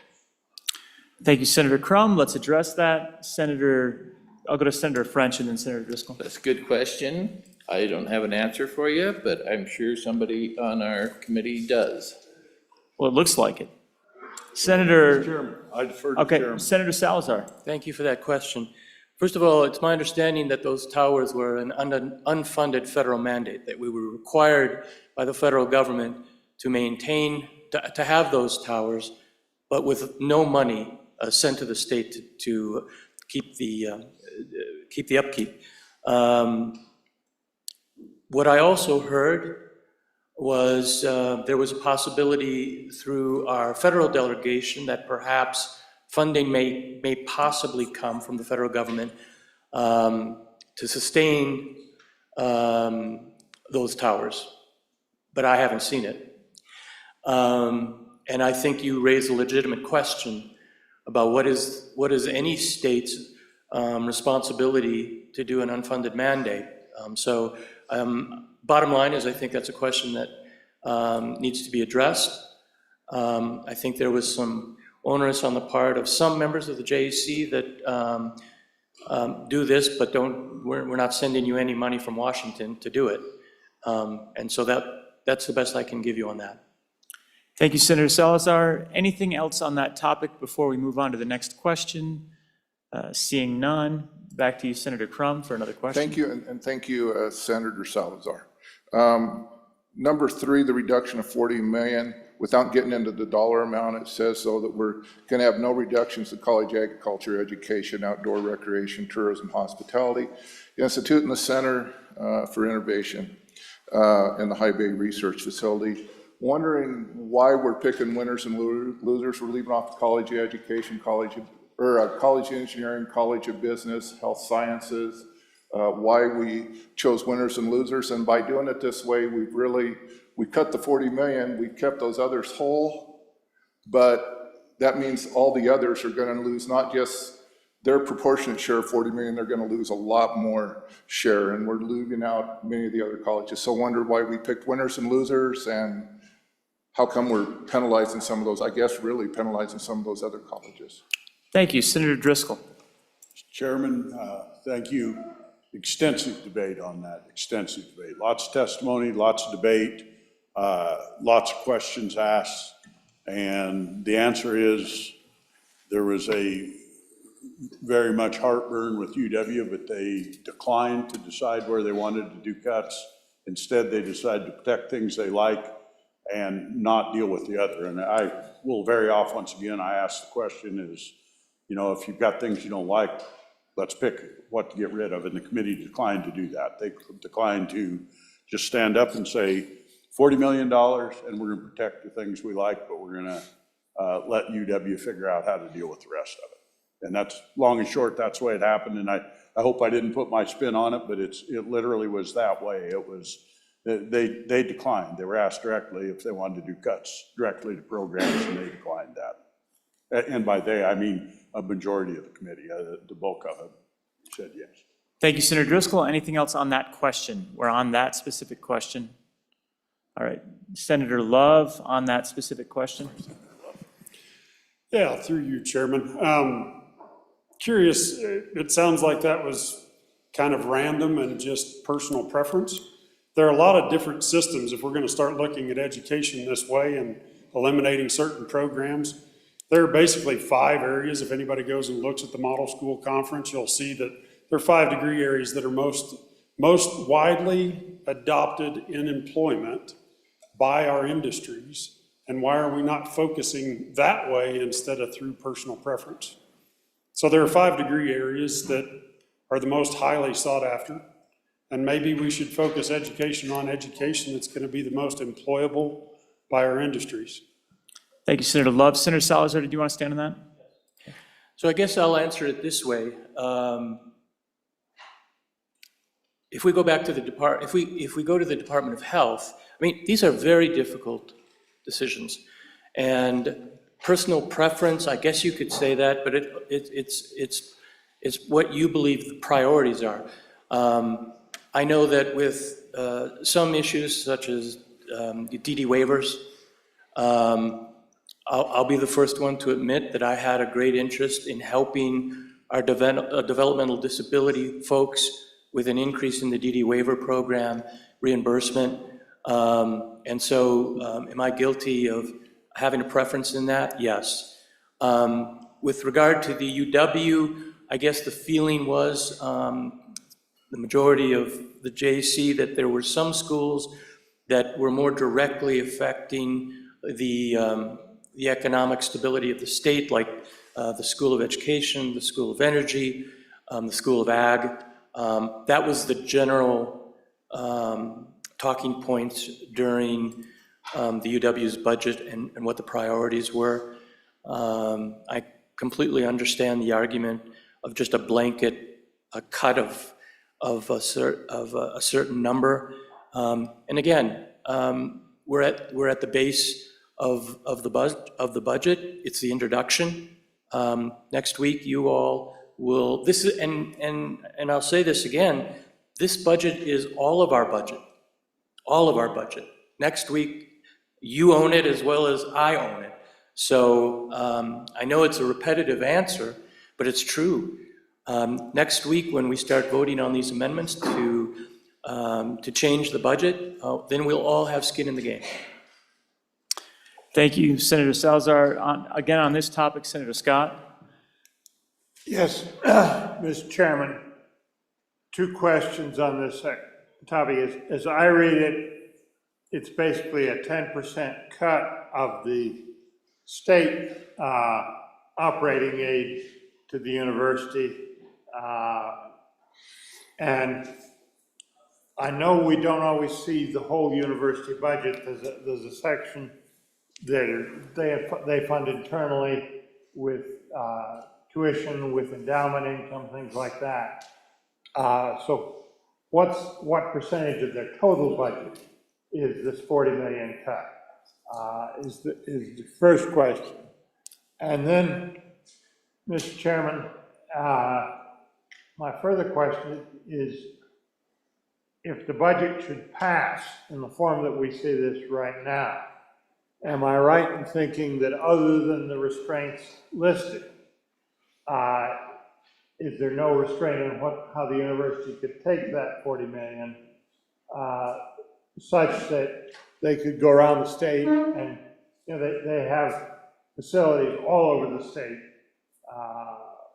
research farms, medical facilities,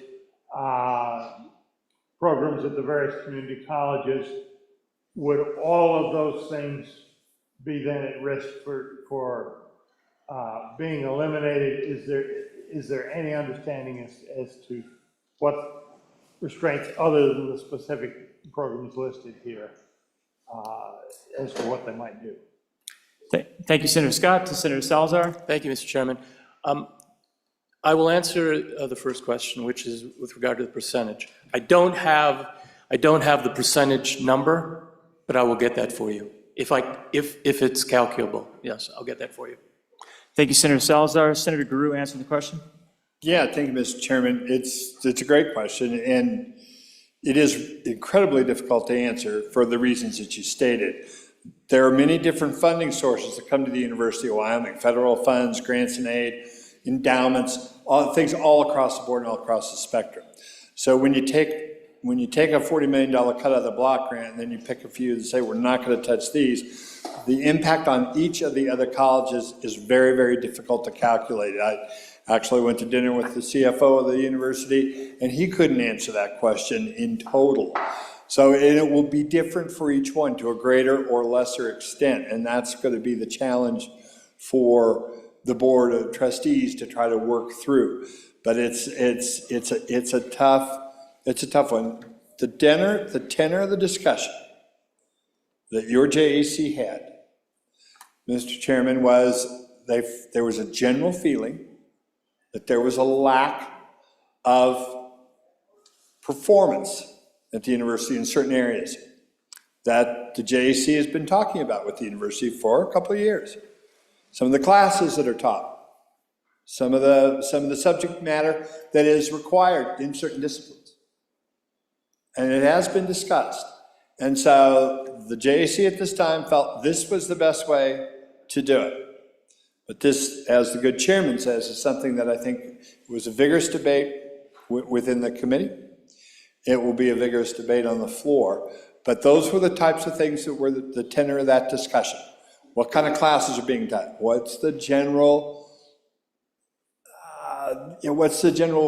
attitude about some of the classes and some of the training programs? And that's what the board had, or that's what your committee had trouble with. Thank you, Senator Guru. We're still on summary note number 3 discussion. Senator Hicks. Yeah, Mr. Chairman, I'd like to put into context the discussion of why these colleges and why these programs. And so in my time and tenure in the legislature, this is not unusual. Part of it comes back to the core mission of the university under the Morrill Act that established land-grant universities. And under that, agriculture, mechanical arts, which now we call engineering, is that's the primary mission. But even above and beyond that, in my time here, we as the legislature have also established priority programs. Let's call the School of Energy Resources, the High Bay facility, Tier 1 engineering. Those were legislative-driven directives that were funded by this body that said this is an important component that we need for our industry and our people in the state of Wyoming. So this is not inconsistent with what we've done in the past, as we've directly funded these other initiatives, these legislative directives for these things, complete with our mission as a land-grant school. So this is not unusual. So let's talk about our 3 biggest industries in the state of Wyoming. Number 1's minerals, number 2's tourism, number 3 is agriculture. And so where's the focus within this budget to protect and build those programs? Is you see the high bay there, the School of Energy Resources with the flow-through medium. That's our energy industry, folks. This is just the legislature saying these are the things that drive the economy, agriculture, tourism, and energy. And these are priorities for budgeting for the University of Wyoming. And so that's why you typically see these things called out. We've done this by directly funding certain colleges in the past. School of Energy Resources, line item in the University of Wyoming's budget. This is nothing more, nothing consistent with what the industries that make up this state to say these are the priorities for the University of Wyoming. We're not dismissing or diminishing the importance of any of those other programs. We're just saying from a legislative perspective and the industries that university supports through the land-grant mission, this is our priority. So I hope that provides a little bit of context. This is not unusual in my time down here. It's not inconsistent with what we've done in the past. I think it's consistent with what we're trying to maximize at our university to support those three industry sectors. So I hope that adds some little edification and a little discussion as to why we've seen this in the budget and those priorities. Thank you, Mr. Chairman. Thank you, Senator Hicks. We are on section 67, the University of Wyoming. We're discussing summary note number 3. Further discussion on summary note number 3. Senator Boner. Thank you, Mr. Chairman. Don't have much to add, but I'd like to piggyback off my colleague from Bates Creek. It would be helpful to know in the context of the overall budget how big this block grant is. Memory serves as between 40 and 50% of the overall budget. But while we're looking at that number, it'd be interesting to see what the average is nationwide. I got the distinct impression that we're have a disproportionate amount of funding. When you look at the percentage of the block grant as a part of the overall budget, it'd be helpful to see where we fall with other land-grant universities in terms of percentage, but also to give a little bit of color to the idea of protecting certain colleges. I just recall the time, last time we had to make significant reductions. What ended up happening, and I remember very well because I was on the Agriculture Committee at the time, so we saw a 47% reduction in personnel in the Extension Service. We can speculate as to why that is, but I think to the Senator from Bates Creek point, if we don't exert some sort of direction as to how these cuts occur, they're likely to occur just about everywhere except for the main campus, it would seem. So I'd just like to add that additional context that, as we have this discussion, I think that it's appropriate that we provide some direction. This is state funds, and it'd just be nice to know how big of a role that those state funds play in the overall picture, as well as hopefully providing a little bit of direction as to how these changes may play out over time. Thank you, Senator Boner. Senator Salazar. Thank you, Mr. Chairman. To the good senator's question, if LSO can calculate that percentage, I'll get that to you and everyone else. Thank you, Senator Salazar. Anything else on that summary note number 3 before we move to another question? All right, looks like we're done with that topic. Senator Crum, you've got another question. Yeah, Mr. Chairman, just one quick follow-up. And this has been great discussion. I'm learning a lot, and hopefully everybody else is too. It's just been great discussion, so thank you. One thing I learned, though, is that we were upset at some programs, I guess, and so therefore we cut $40 million. My question, just on that follow-up question is, are those programs, is that what those programs cost? I would assume then that's what those programs are costing the university to provide is $40 million. Is that a fair statement or not? Thank you, Senator Crum. Does anyone have an answer to that? Senator Guru? Thank you, Mr. Chairman. Not that I know of is the answer to the question, and that was one of the discussion points that we had as far as, is this cut going to get to the goal that you want to get to? And I got to be honest with you, I didn't hear a good answer to that. But once again, it's very, very, to be fair, it was very, very difficult. Example. Cut 40 million from the department. One number I have heard that I've heard from the university folks is that the Department of Engineering, it could end up to be about a 16% cut. But yet in some of the other schools, it may be upwards of 25 to 30. Reason. They get, in the Department of Engineering, they get more federal funds, they get more matching funds, they get more other opportunities. There are some colleges at the university that don't, and so they'll take a higher cut. Will that get to the discussion, at least the tenor of the discussion we had? I don't know, and I didn't really hear it. Now, others may have and can expound on it, but I don't know. But I think that's a question that we're going to have to grapple with as we go through amendments and see what we need to do. Thank you, Mr. Chairman. Thank you, Senator Guru. Senator Salazar. I'd like to add on to that. I think also in the discussion was the number of students attending UW has declined. I think that was part of the discussion process. And I will also say this, historically, this legislature has been very generous to the University of Wyoming with regard to any of their requests. And so I think there was a philosophical discussion about checks and balances on that percentage of increase to UW versus the actual number of students now attending. And so that was a general discussion as well. Thank you, Senator Salazar. Anything on that point before we go on? Next question, Senator Crum. Yep, thank you, Mr. Chairman. This relates to the bullet point number 7 and number 9, kind of take them both at the same time. I'm a true lover of rodeo. I mean, summer in Wyoming is best with rodeo. I love rodeo.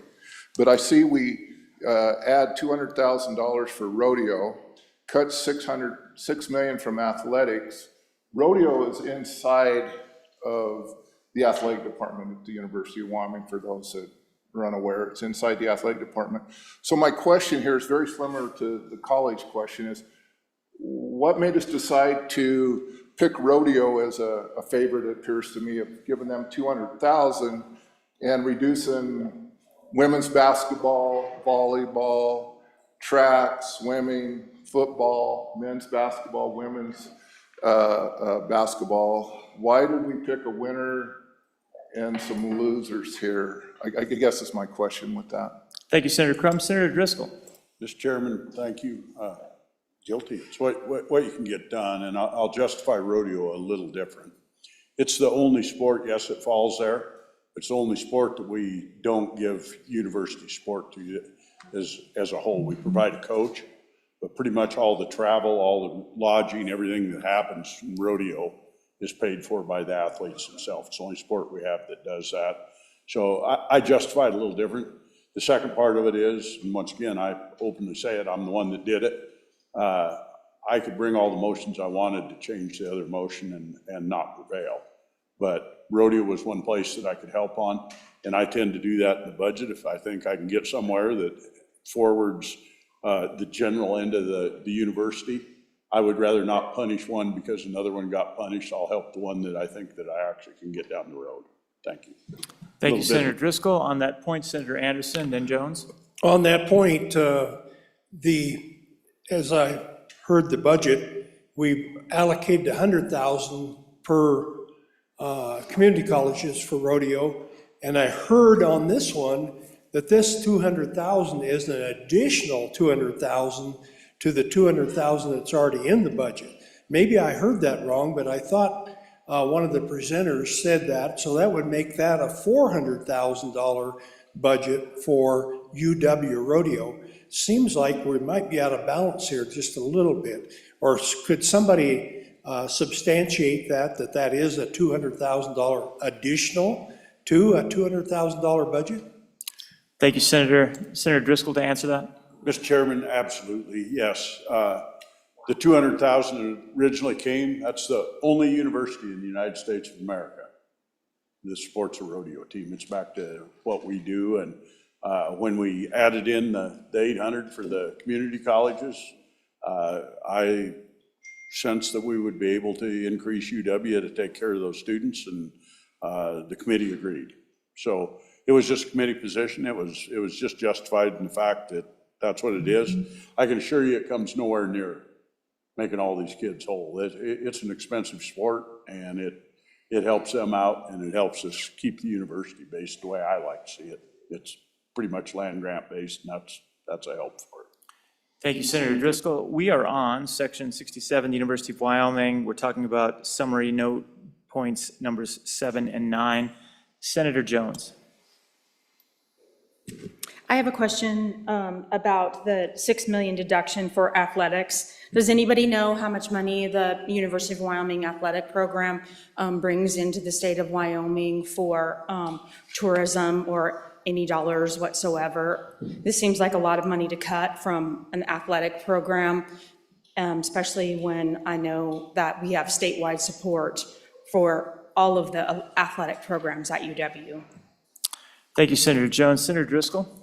Mr. Chairman, I'll address part of the question. It's actually not a cut. It was a exception request, I believe. Am I correct, looking at committee members? This was an exception request to actually add in, and it backfills on the new program they got that we're paying athletes on, and it was to bring us up to parity, I believe, or at least keep us going. So it's tough. You know, we all realize, or I can tell you from my end, there's a argument on the appropriations committee of should we be spending what we do on athletics? And this is kind of where the committee came out at. Thank you, Senator Driscoll. Senator Grudy, do you want to stand and rise to that? Yeah. Well, just real quick, thank you, Mr. Chairman. The 10 million, on the line before, 10 million matching funds is in the budget through Cowboy Joe, and transparency, I'm a member. And I'm looking to the back to see if they've come up with that number yet. I'm trying to fill while they look. The other part of it, going back to the rodeo question, I just wanted to say, look, Cowboy Joe, man, season ticket holder of the football program. If you want to find out what's good about America, go to the rodeo fundraiser. I go there every year. I wildly overspend. The picture in my office, or the etching in my office of the state flag, I bought at that made by one of the rodeo kids. And I'll tell you what, you want to feel good about the youth of America, go to a rodeo or go to a rodeo fundraiser. Now I think we have our answer in the back. Thank you, Senator Grew. Senator Salazar, answer that. Thank you, Mr. Chairman. To the good senator's question, we're still looking at the number, but we will find it, and I will get it to the floor, everyone. Thank you, Senator Salazar. Senator Boner, you stood. You good? All right, Senator Hicks. Yeah, Mr. Chairman, just real quick, when you look at the list of NCAA sports that are sanctioned, if you're going to participate, rodeo ain't in there. And so if you want to fund them, you're not required to participate in any NCAA. And I think, and somebody can help me out, but that's one of the reasons that we segregate out them different than all of those others, because they're all covered under the umbrella of the NCAA. You've got men's and women's, Title IX, all that's covered under existing participation under those. Rodeo's not. It's its own separate deal, and I think that's why we carve out a little more for rodeo, is to compensate for that. So I hope that's correct. If I'm wrong, somebody can correct me. Thank you, Senator Hicks. Senator Salazar. Thank you, Mr. Chairman. I think the good senator's comment is correct. Thank you, Senator Salazar. Anything else on this particular point? We're talking about summary notes 7 and 9 of Section 67, the University of Wyoming. Nothing else on that topic. Anyone else have any questions? Senator Crum, back to you. Thank you. Just a clarification right there at the end. Rodeo used to be separate from athletics, the University of Wyoming, certainly not an NCAA sport. But several years ago, the University of Wyoming moved rodeo inside of athletics. Yes, they do private fundraising. Like, say, Cowboy Joe, which is athletic department, does fundraising for rodeo. Learfield, which is part of athletics, does fundraising for rodeo. It is very much incorporated, more than most universities now. Rodeo is a part of the athletic department. Moving on to the next question, Mr. Chairman, it's line item number 10. And that's the $4.5 million cut for critical minerals initiative. We talk a lot in this state about rare earths and uranium and developing critical minerals and really working on that to make sure we have a good solid base. And just wondering why we talk about doing that, but yet at the same time we cut $4.5 million out of that initiative. Thank you, Senator Crum. Senator Salazar. Yes, thank you, Mr. Chairman. I think the LSOs, I think the budget, the revenue is 35 million annually, 35 million. On that question, thank you. Anything on the Senator Crum's question? Senator Driscoll? Mr. Chairman, thank you. Yeah, we had a robust argument about, or debate about that. It's a priority of the current administration nationally, and it's a big deal, and the majority of the committee declined to continue to fund it at that level. They thought it was too much money for what it was. So it was just a debate item. We went through line by line through UW stuff, and we kind of went by what the majority of the committee wanted. But this was one of the areas that it's near and dear to me. This is my backyard, and they chose no. Thank you, Senator Driscoll. Any further discussion on that? We're on summary point number 10 of Section 67, the University of Wyoming. Going back to Senator Salazar, then I'd.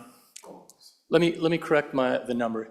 UW has information that the economic impact annually is $206 million. Thank you, Senator Salazar. Now, Senator Ide. Thank you, Mr. Chairman.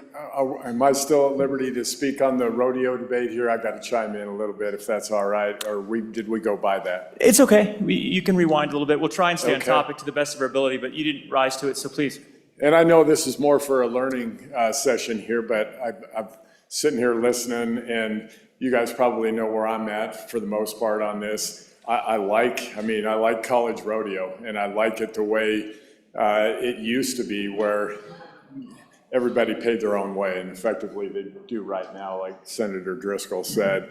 I think we run into issues, it's a slippery slope. We start getting into these NIL problems. We're giving more to one university than these community colleges, so they're gonna be favored over maybe the University of Wyoming outside of Gillette College, Casper College, Sheridan College, Northwest. I think we'd be real careful. I like a good senator from Teton County over there, these fundraisers, raising it privately. I think that's the way you fund these programs. So I just wanted to throw that in. Don't want to spend a whole lot of time talking about it. Thank you, Mr. Chairman. Thank you, Senator Ide. Okay, back on summary point number 10. Anything else on the critical minerals initiative? Senator Pearson, then Love. Thank you, Mr. Chairman. So on line item number 10, I don't think it's saying a $4.5 million cut. I think it's $450,000 cut. Thank you, So, Senator Pearson. Thank you. Senator Love. Mr. Chairman, through you, I wanted to comment on the previous, we kind of went back a step there to the rodeo and the athletics funding. That's $6 million that's being cut. If I'm correct, I believe I've asked enough questions about it. $3 million of that is a settlement agreement between, it was NCAA versus the House. And so that has to be paid by the athletic department one way or the other. So I'm not sure why we're denying that funding. The rest of it, it has nothing to do with NIL money. It has to do with just the fundamental structure of the athletics programs. And so NIL money is all being raised separately through fundraisers, through ticket sales, through different commercial and ad spots. They're doing a lot of those efforts. And so the $6 million is just how we're funding that program and helping it take care of it, what it has to do as far as memberships and dues, and none of that is NIL money. Thank you, Senator Love. Senator Salazar. Thank you, Mr. Chairman. I do want to go back, as I gave a economic impact, but I also wanted to know what the UW's budget was on a biennium basis on what we actually spend for the athletic department. And that's $88 million per biennium for the athletic department. Thank you, Senator Salazar. All right. Anything else on that 10 sub-point about critical minerals before we ask for another question? Senator Love? Mr. Chairman, through you, just to clarify, so Please. a second ago we heard 260 million was what we were generating in revenue for that athletics program, and we're spending 80? Is that correct? So for clarification, just in the recollection, it was $206 million of economic impact. It was $88 million of budget. I see the Senator Nethercott is standing with those numbers, potentially. Mr. Chairman, you have, I think, 206 million annually of revenue generation, 88 million a biennium, so 44 million annually in exchange for 206 million in revenue. Correct. Thank you, Senator Nethercott, for that clarification. Senator Love, follow up on that? Yes, through you, Chairman. So we're looking at an 8-to-1 return? That's pretty good investment. I don't know, too many people wouldn't take that. Thank you, Senator Love. Senator Salazar, did you want to rise to that? I would simply say that $206 million from UW was economic impact. And the 88 million biennium number was what the actual dollars of spending on the athletic department are. Thank you, Senator Salazar. Senator Steinmetz. Thank you, Mr. Chairman. So economic impact is way different than revenue generated. So I'd like to know what the actual revenue generated is, not the economic impact, because we know different agencies figure that different all across the state. Economic development usually says 7-to-1. The other places even say 9 times a dollar turns over, so I would like to know the actual revenue. Thank you, Senator Steinmetz. Senator Salazar. Mr. Chairman, I will try to get that number to the floor before the end of tomorrow. Thank you so much, Senator Salazar. All right. I'm sensing there's nothing else on the critical minerals, so let's move on. Oh, but there is. There actually is. There's, well, Senator Dockstader, you've stood 2 times. Not critical. You're okay? All right. Senator Hicks? Yeah, Mr. Chairman, on the critical minerals, and I think my colleague from Sweetwater County may have captured it, I just caught part of that, but it's not a reduction. It's still a $4 million increase in the University of Wyoming's budget. So at JAC, there was a request for $4.5 million. They granted $4,050,000. So it is still an overall increase, and it is funding that initiative. They just give it the 10% haircut, but it is an overall increase of expenditure for critical minerals, and that's, it's just the art of the way we draft it. But I want to make that clear, we're not cutting that out. We just reduced that by that $450,000 for the $4.5 million. It's just a clarification. So we're funding it. Let's be sure it's still a priority, and I don't know why JAC did it, but it's being funded, Mr. Chairman. Thank you, Senator Hicks. Senator Dockstader, did you want to follow up? I don't, Mr. Chairman, I don't have critical minerals. If you're ready to move on, I have a couple others. Okay. I would be happy to go to another question, and if we can switch it up a little bit, go to Senator Dockstader, and then we'll come back to Senator Crum. Thank you. If I could, two and one, please, Mr. Chairman. The $2 million for the one-time coal demonstration, and then $10 million one-time for School of Energy. Some clarification on that. Thank you, Senator Dockstader. Who would like to rise to that? Do we have any clarifications? And that is summary point number 13. And good Senator, could you stand up and speak into the mic on it? 13 and 14, sir. 13 and 14, thank you. So we're looking at summary points number 13 and 14. Who can rise to that and provide some context? Senator Salazar. I don't know if I can completely. I will simply say that the one-time funding was one-time funding other than no funding. So I think the discussion was gauging what will we get in that first year. We'll come back to the supplemental if need be. I think it was a question of testing what we get for that one-year funding. Thank you, Senator Salazar. Oh, we've got Senator Larson standing. Go ahead, Senator Larson. Mr. Chairman, I had some notes on that.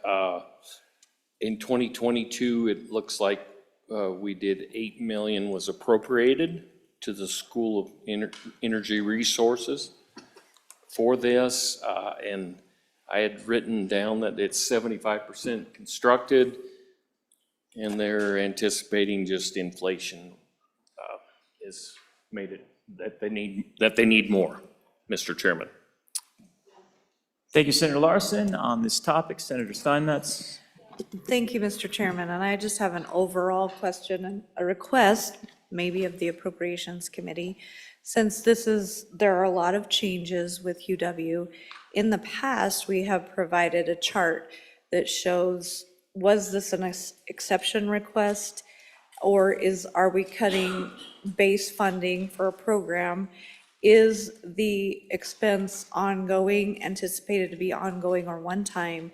And what is the project at the University of Wyoming? I think it would help us so much to have a little spreadsheet chart so that we can compare all of those things and really cut through some confusion maybe. And so if we could, I would request that if it's possible, if staff would have the time, if the chairman would request that, I would certainly appreciate it. Thank you, Senator Steinmetz. Senator Salazar. Thank you, Mr. Chairman. If that is possible, given the load, I will have that for the entire floor tomorrow. Thank you, Senator Salazar. Senator Guru. Yeah, just real quick, the $40 million cut to the block grant, there were $16 million in exception requests. A couple of these were on it, and truly, that was going back to the good senator from my neck of the woods, the attempt was, and the discussion was, let's fund this 1 year, see how it goes. It's difficult because a lot of those folks would say, well, we need to, we ought to ramp up. We're trying to get matching dollars or whatever. This is the way the JC shook on these issues, was try to balance, going back to the good senator from Baggs, trying to figure out where to slow down the increases, but also try to get them what they need. That was the attempt. Now, how good that attempt worked out is something that we're gonna have to work on, but that was what the tenor of the discussion was about. Thank you. Senator Salazar. Thank you, Mr. Chairman. I do have new information from LSO. So the athletics revenue annually is $35 million. Thank you, Senator Salazar. All right, Senator Anderson. Mr. Chairman, I'd like to go back to that paralysis and the matching funds for the School of Energy Resources. That paralysis program, we've been working on that for about 5 years to try to get that demonstration plant built up there. And that's just the inflation on that plant. And that's a demonstration plant that will take that paralysis to the public, and it'll become, somebody will take it over as a commercial operation. The matching funds, $10 million for matching funds, that's something that's ongoing with the School of Energy Resources.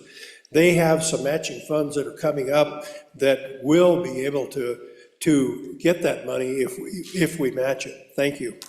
Thank you, Senator Anderson, for that context. All right, anything else on this topic? We're on points 13 and 14, summary notes of Section 67, University of Wyoming. Anything else on that before we move forward with another question? Seeing none, Senator Crum, you have another question. Yes, thank you, Mr. Chairman. This is on bullet point 8, 14, and 15.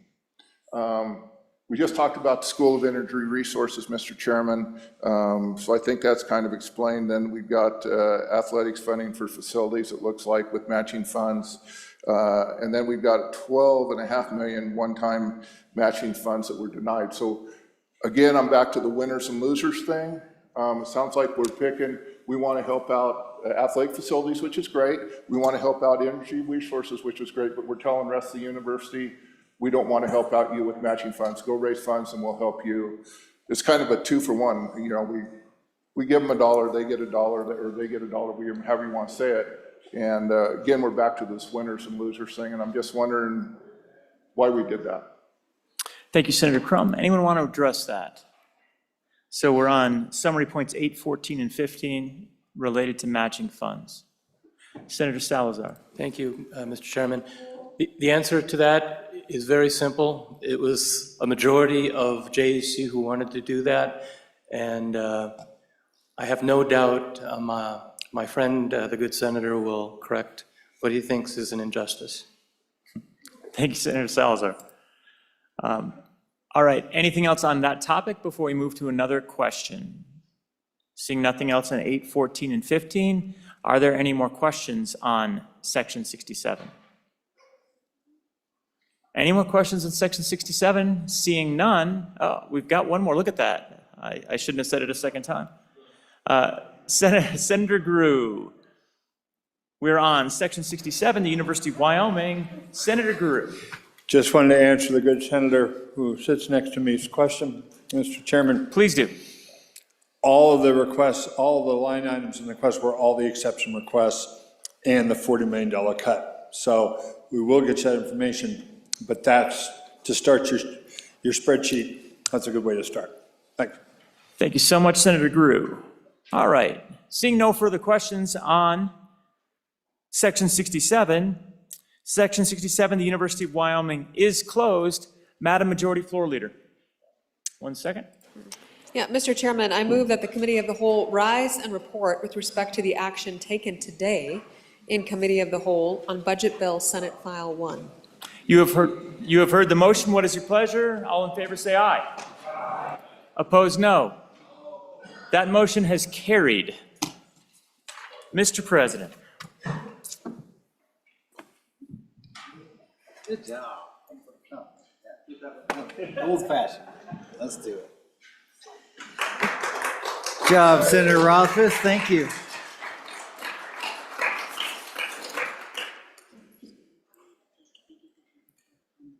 All right, let's read the Committee of the Whole report on the budget. Mr. President, with respect to the budget bill, Senate File 1, the Committee of the Whole heard explanations and closed the following sections of Senate File 1.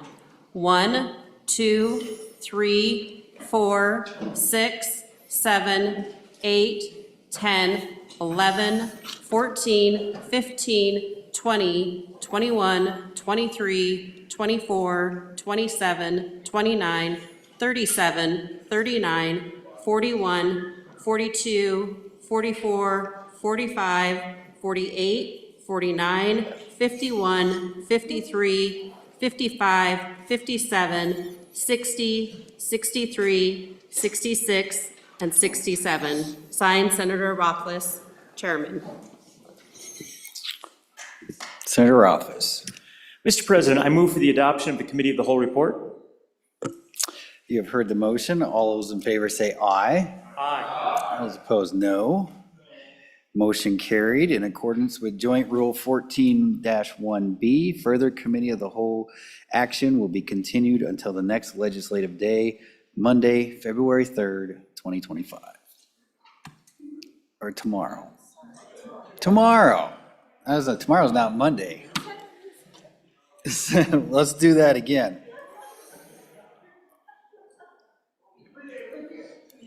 That's not even the 3rd either. Let me see what day it is today. Oh, tomorrow's Friday the 13th. Oh, okay. All right, in accordance with Joint Rule 14-1B, further Committee of the Whole action will be continued until the next legislative day, Friday, February 13th, 2025. 6. You might need a new script, Ellen. Mr. Crum, Senator Crum. Floor? Yes, sir. Bail I'd me like out. to welcome my niece, Emily Nichols. She's from the land of the big mountains where our good Senator Guru's from. Emily, welcome to the Senate. All right.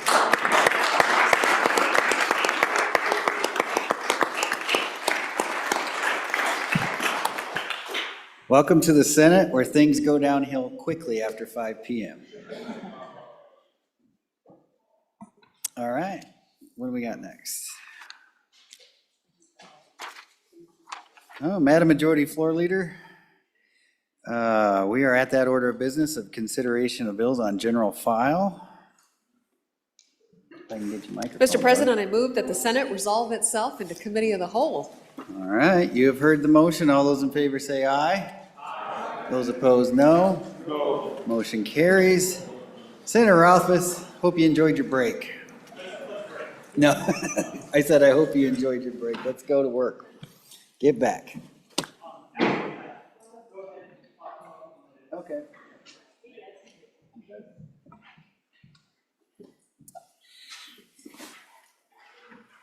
Committee of the Whole, please come to order. First bill for our consideration is Senate File 28. Reading clerk.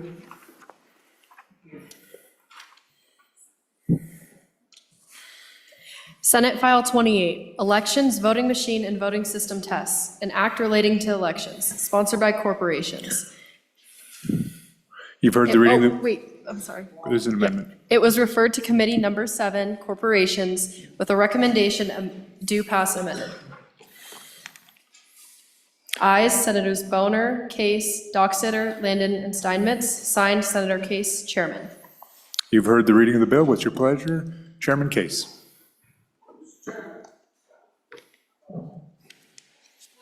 Thank you, Mr. Chairman. I would move that when the Committee of the Whole rises to report, that it do so with a due pass recommendation on Senate File 28, Elections, Voting Machine, and Voting System Tests. There is a standing committee amendment. I'd ask that it be read in at this time. Please proceed. Senate File 28, Standing Committee Amendment Number 1. Mr. Chairman, I would move the standing committee amendment to Senate File 28 and ask for further explanation of the bill and the standing committee amendment that you call on Senator Landon. Thank you very much. Senator Landon.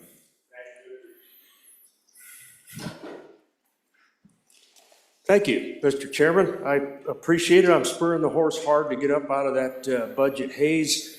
We have in front of you Senate File 28, Elections, Voting Machine, and Voting System Tests.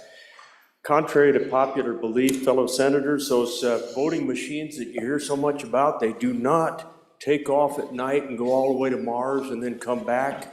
But we do want to assure that they are ready to go when it comes time for our elections. And so that's what this bill is all about. It is about the testing and how we will go about assuring ourselves that those voting machines are all set.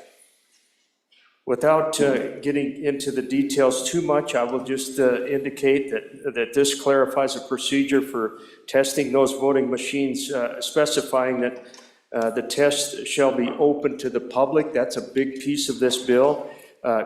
We're gonna make some rules, but we also over on page 4, we've made some changes to how you might object, even after these machines are inspected and sealed, if you will. There is some change in language over there on page 4, which indicates we've taken the sideboards off of this. You'll see where your standing committee thought that the absence of any of those sideboards, Mr. Chairman, would open the door for some possibilities that somebody could wait until the day or two before an election and simply file a complaint with the district court and throw our election system into a little bit of a run to the bar pit. So that's probably a good time for me to get to the standing committee amendment, Mr. Chairman, and it has been read in. And so there were about 3 or 4 things that we did to this bill in committee, and they're all contained in this standing committee amendment. So let's go to page 2. About midway through the second line, you'll see that we deleted the 5 and we have inserted 2 days before the test. That was at a request of our county clerks out there. They are under a lot of pressure prior to these elections, and in some cases getting out 5 days ahead of announcing a certain day that they will test these machines. We thought that was a little bit onerous and difficult for them to pull off, so we changed that to 2. If you go over to page 3, line 20, we had quite a conversation in committee about the fact that these these certified copies that the voting machine has been sealed were to be sent to the Secretary of State. We thought it better that we hang on to the original at the county clerk's office and send a copy of that certificate certifying that machine is ready to go. And so you'll see that language on page 3 of the line 3 of the standing committee amendment. A copy of that certificate carries over to line 5. If you go to page 4, you'll see that we made some changes in that aforementioned 2210-110, the objections. After some conversation, we decided that we needed at least some guideposts there. After a machine has been certified and sealed, Mr. Chairman, we didn't feel comfortable with that being open-ended all the way to Election Day, that somebody could file an objection with the district court. And so we added this language in the standing committee amendment that says, if you're going to object to this, you got to do it within 5 days. And finally, just real quickly over on page 7, and I'll wrap it up. I know we're trying to get through these as quickly as possible. This was another request by our county clerks at the top of the page.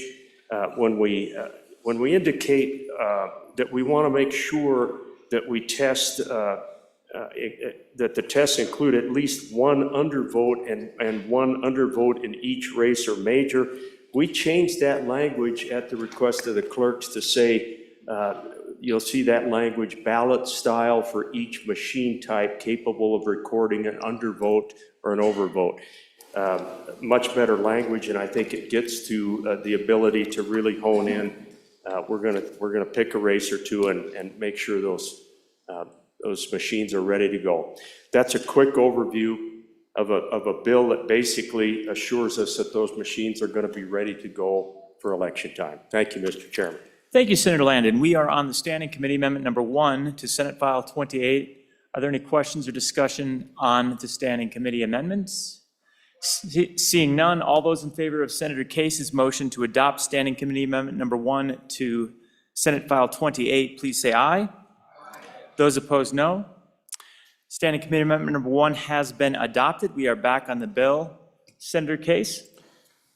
Mr. Chairman, I think this was a good bill. We worked hard on it in the interim. We made it better. I think it's more collaborative with our county clerks, and I'm proud of the work we've done. There is one issue that I'd like to talk about that we might try to rectify as this moves through the process, and that's the issue, it's really on page 2, where there's a public testing of the machine. And so those machines are available to be tested. Traditionally, we've had observers from the major political parties and independent candidates were allowed to come. Now, Mr. Chairman, we're actually going to let members of the public come, which I think is a great idea. But I want us to think about it a little bit. And I've talked to the clerks again. We discussed it a bit in the committee. But here's the issue. What if a lot of people come for the public testing? And what if there's not room to accommodate those people around the machines in the public testing? The first thing we want the clerk to be able to do, Mr. Chairman, is to secure the machines, not have people messing with the machines, not have people out of sight of the clerk around the machine so that they can be tampered with. We don't want that to happen in the process of having public testing. So let's think about, we considered something, we didn't go all the way through with it, but maybe having, if necessary, now it's going to depend on the location. Where, not everybody's courthouse is the same. Where are these machines stored is one thing, or where they're set up is a thing. You're not going to take them to the middle of the gymnasium because you have transport and custody issues to set up a public test where thousands could watch, right? So we have to kind of think about this and be practical and trust our clerks. So I'd like us to think about maybe having a minimum number of public spots available, more if they can be accommodated, but a way to limit the public if a whole bunch of people show up and want to watch, if necessary. If they can accommodate 100 people, great. But if the clerk needs to in order to preserve the integrity of the machines, the location, etc., that clerk should have the ability to limit public access to a minimum required by law. I suggested tomorrow we might look at a minimum of 3 members of the public. That's only a minimum, depending on the accommodations available. And that the clerk have the ability to limit other members of the public by choosing those members of the public, maybe by law. Pull a number out of a hat or something like that. Just a way to do that to make it practical in the possible situation where there's an overwhelming number of people that come to visit the machines. We'll look at that tomorrow. Thank you, Mr. Chairman. Thank you, Senator Case. Any discussion on Senate File 28, elections voting machine and voting system tests? Any discussion? Seeing none, all those in favor of Senator Case's motion that when the Committee of the Whole rises to report, it do so with a due pass recommendation on Senate File 28, please say aye. Those opposed, no. Senate File 28 has passed the Committee of the Whole. The next bill for your consideration is Senate File 30. Will the reading clerk please read the Senate file? Senate File 30, Elections Voter Registration Revisions, an act relating to elections, sponsored by corporations. It was referred to Committee Number 7, Corporations, but the recommendation do pass. Ayes Senators Boner, Case, Dockstader, Landon, and Steinmetz. Signed, Senator Case, Chairman. You've heard the reading of the bill. What is your pleasure? Senator Case. Mr. Chairman, I move that when the Committee of the Whole rises to report, that it do so with a due pass recommendation on Senate File 30, Elections, Voter Registration Revisions. For an explanation of the bill and to carry us home, I ask you to call on Senator Steinmetz. Senator Steinmetz. Thank you, Mr. Chairman. I'll try to carry us home. So this little bill is just trying to do a cleanup for those voters who will be 18 years of age on the day of the next election. We had some archaic language in there that says at which he may offer to vote. We're cleaning that up and just inserting the word next. It gives him a time frame. Maybe our good reader this may apply to her someday. A time frame when they can get in there, register to vote, and then if they're 18 at the next election, then they'll be able to vote. They also have to have been a bona fide resident of Wyoming for not less than 30 days before the date of the next election. So just a cleanup with our 18-year-olds and making sure that they can vote. Also of note, on page 3, line 19, we are taking out the word general, so it would be any election, not just the general election. So with that, I would urge your aye vote on this good little bill. Thank you, Senator Steinmetz. Any discussion on Senate File 30, elections, voter registration revisions? Seeing none, all those in favor of Senator Case's motion that when the Committee of the Whole rises to report, it do so with a favorable recommendation on Senate File 30, please say aye. Those opposed, no. Senate File 30 has passed the Committee of the Whole. The next bill for our consideration is Senate File 80. Will the reading clerk please read the Senate file? Senate File 80, Department of Revenue Electronic Communication, an act relating to sales and use taxes, sponsored by Revenue. It was referred to Committee Number 3, Revenue, with the recommendation do pass. Ayes, Senators Case, Dockstader, Ide, McCune, Pappas, signed Senator McEwen, Chairman. You've heard the reading of the bill. What is your pleasure? Senator McEwen. I would like to move the bill and ask for the body's favorable consideration of Senate File 80, Department of Revenue Electronic Communications. It's a very simple bill.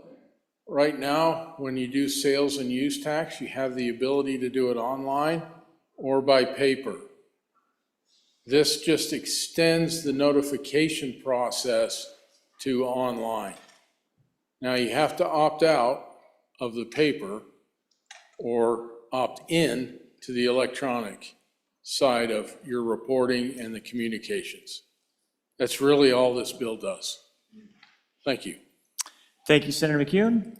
Any discussion on Senate File 80, Department of Revenue, Electronic Communication? Any discussion? Seeing none, all those in favor of Senator McEwen's motion that when the Committee of the Whole rises to report, it do so with a do pass recommendation on Senate File 80, please say aye. Those opposed, no. Senate File 80 has passed the Committee of the Whole. Majority Floor Leader Nethercott. Mr. Chairman, I move that the Committee of the Whole rise and report. You've heard the motion. What is your pleasure? All those in favor say aye. Those opposed, no. Mr. President, yours again. All right,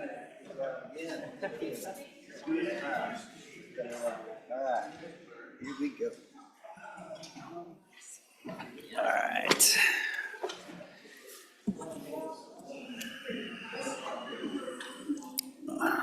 Committee of the Whole report. Mr. President, your Committee of the Whole, having under consideration bills on general file, begs leave to report as follows. Senate File 28, do pass amended. Senate File 30, do pass. Senate File 80, do pass. Senator Rothfuss, Chairman. Thank you, Senator Rothfuss. Mr. President, I move for the adoption of the Committee of the Whole report. Thank you. You've all heard the motion. All those in favor say aye. Aye. All those opposed? Motion carries. Thank you, Senator Rothfuss. Do we have any messages or committee reports? We're good? Ready to go home? All right. Madam Majority Floor Leader, that clears the desk. Mr. President, I move that we stand adjourned until 10 a.m. Friday, February 13th, 2026. 2026? Wow, where have I been? Just kidding.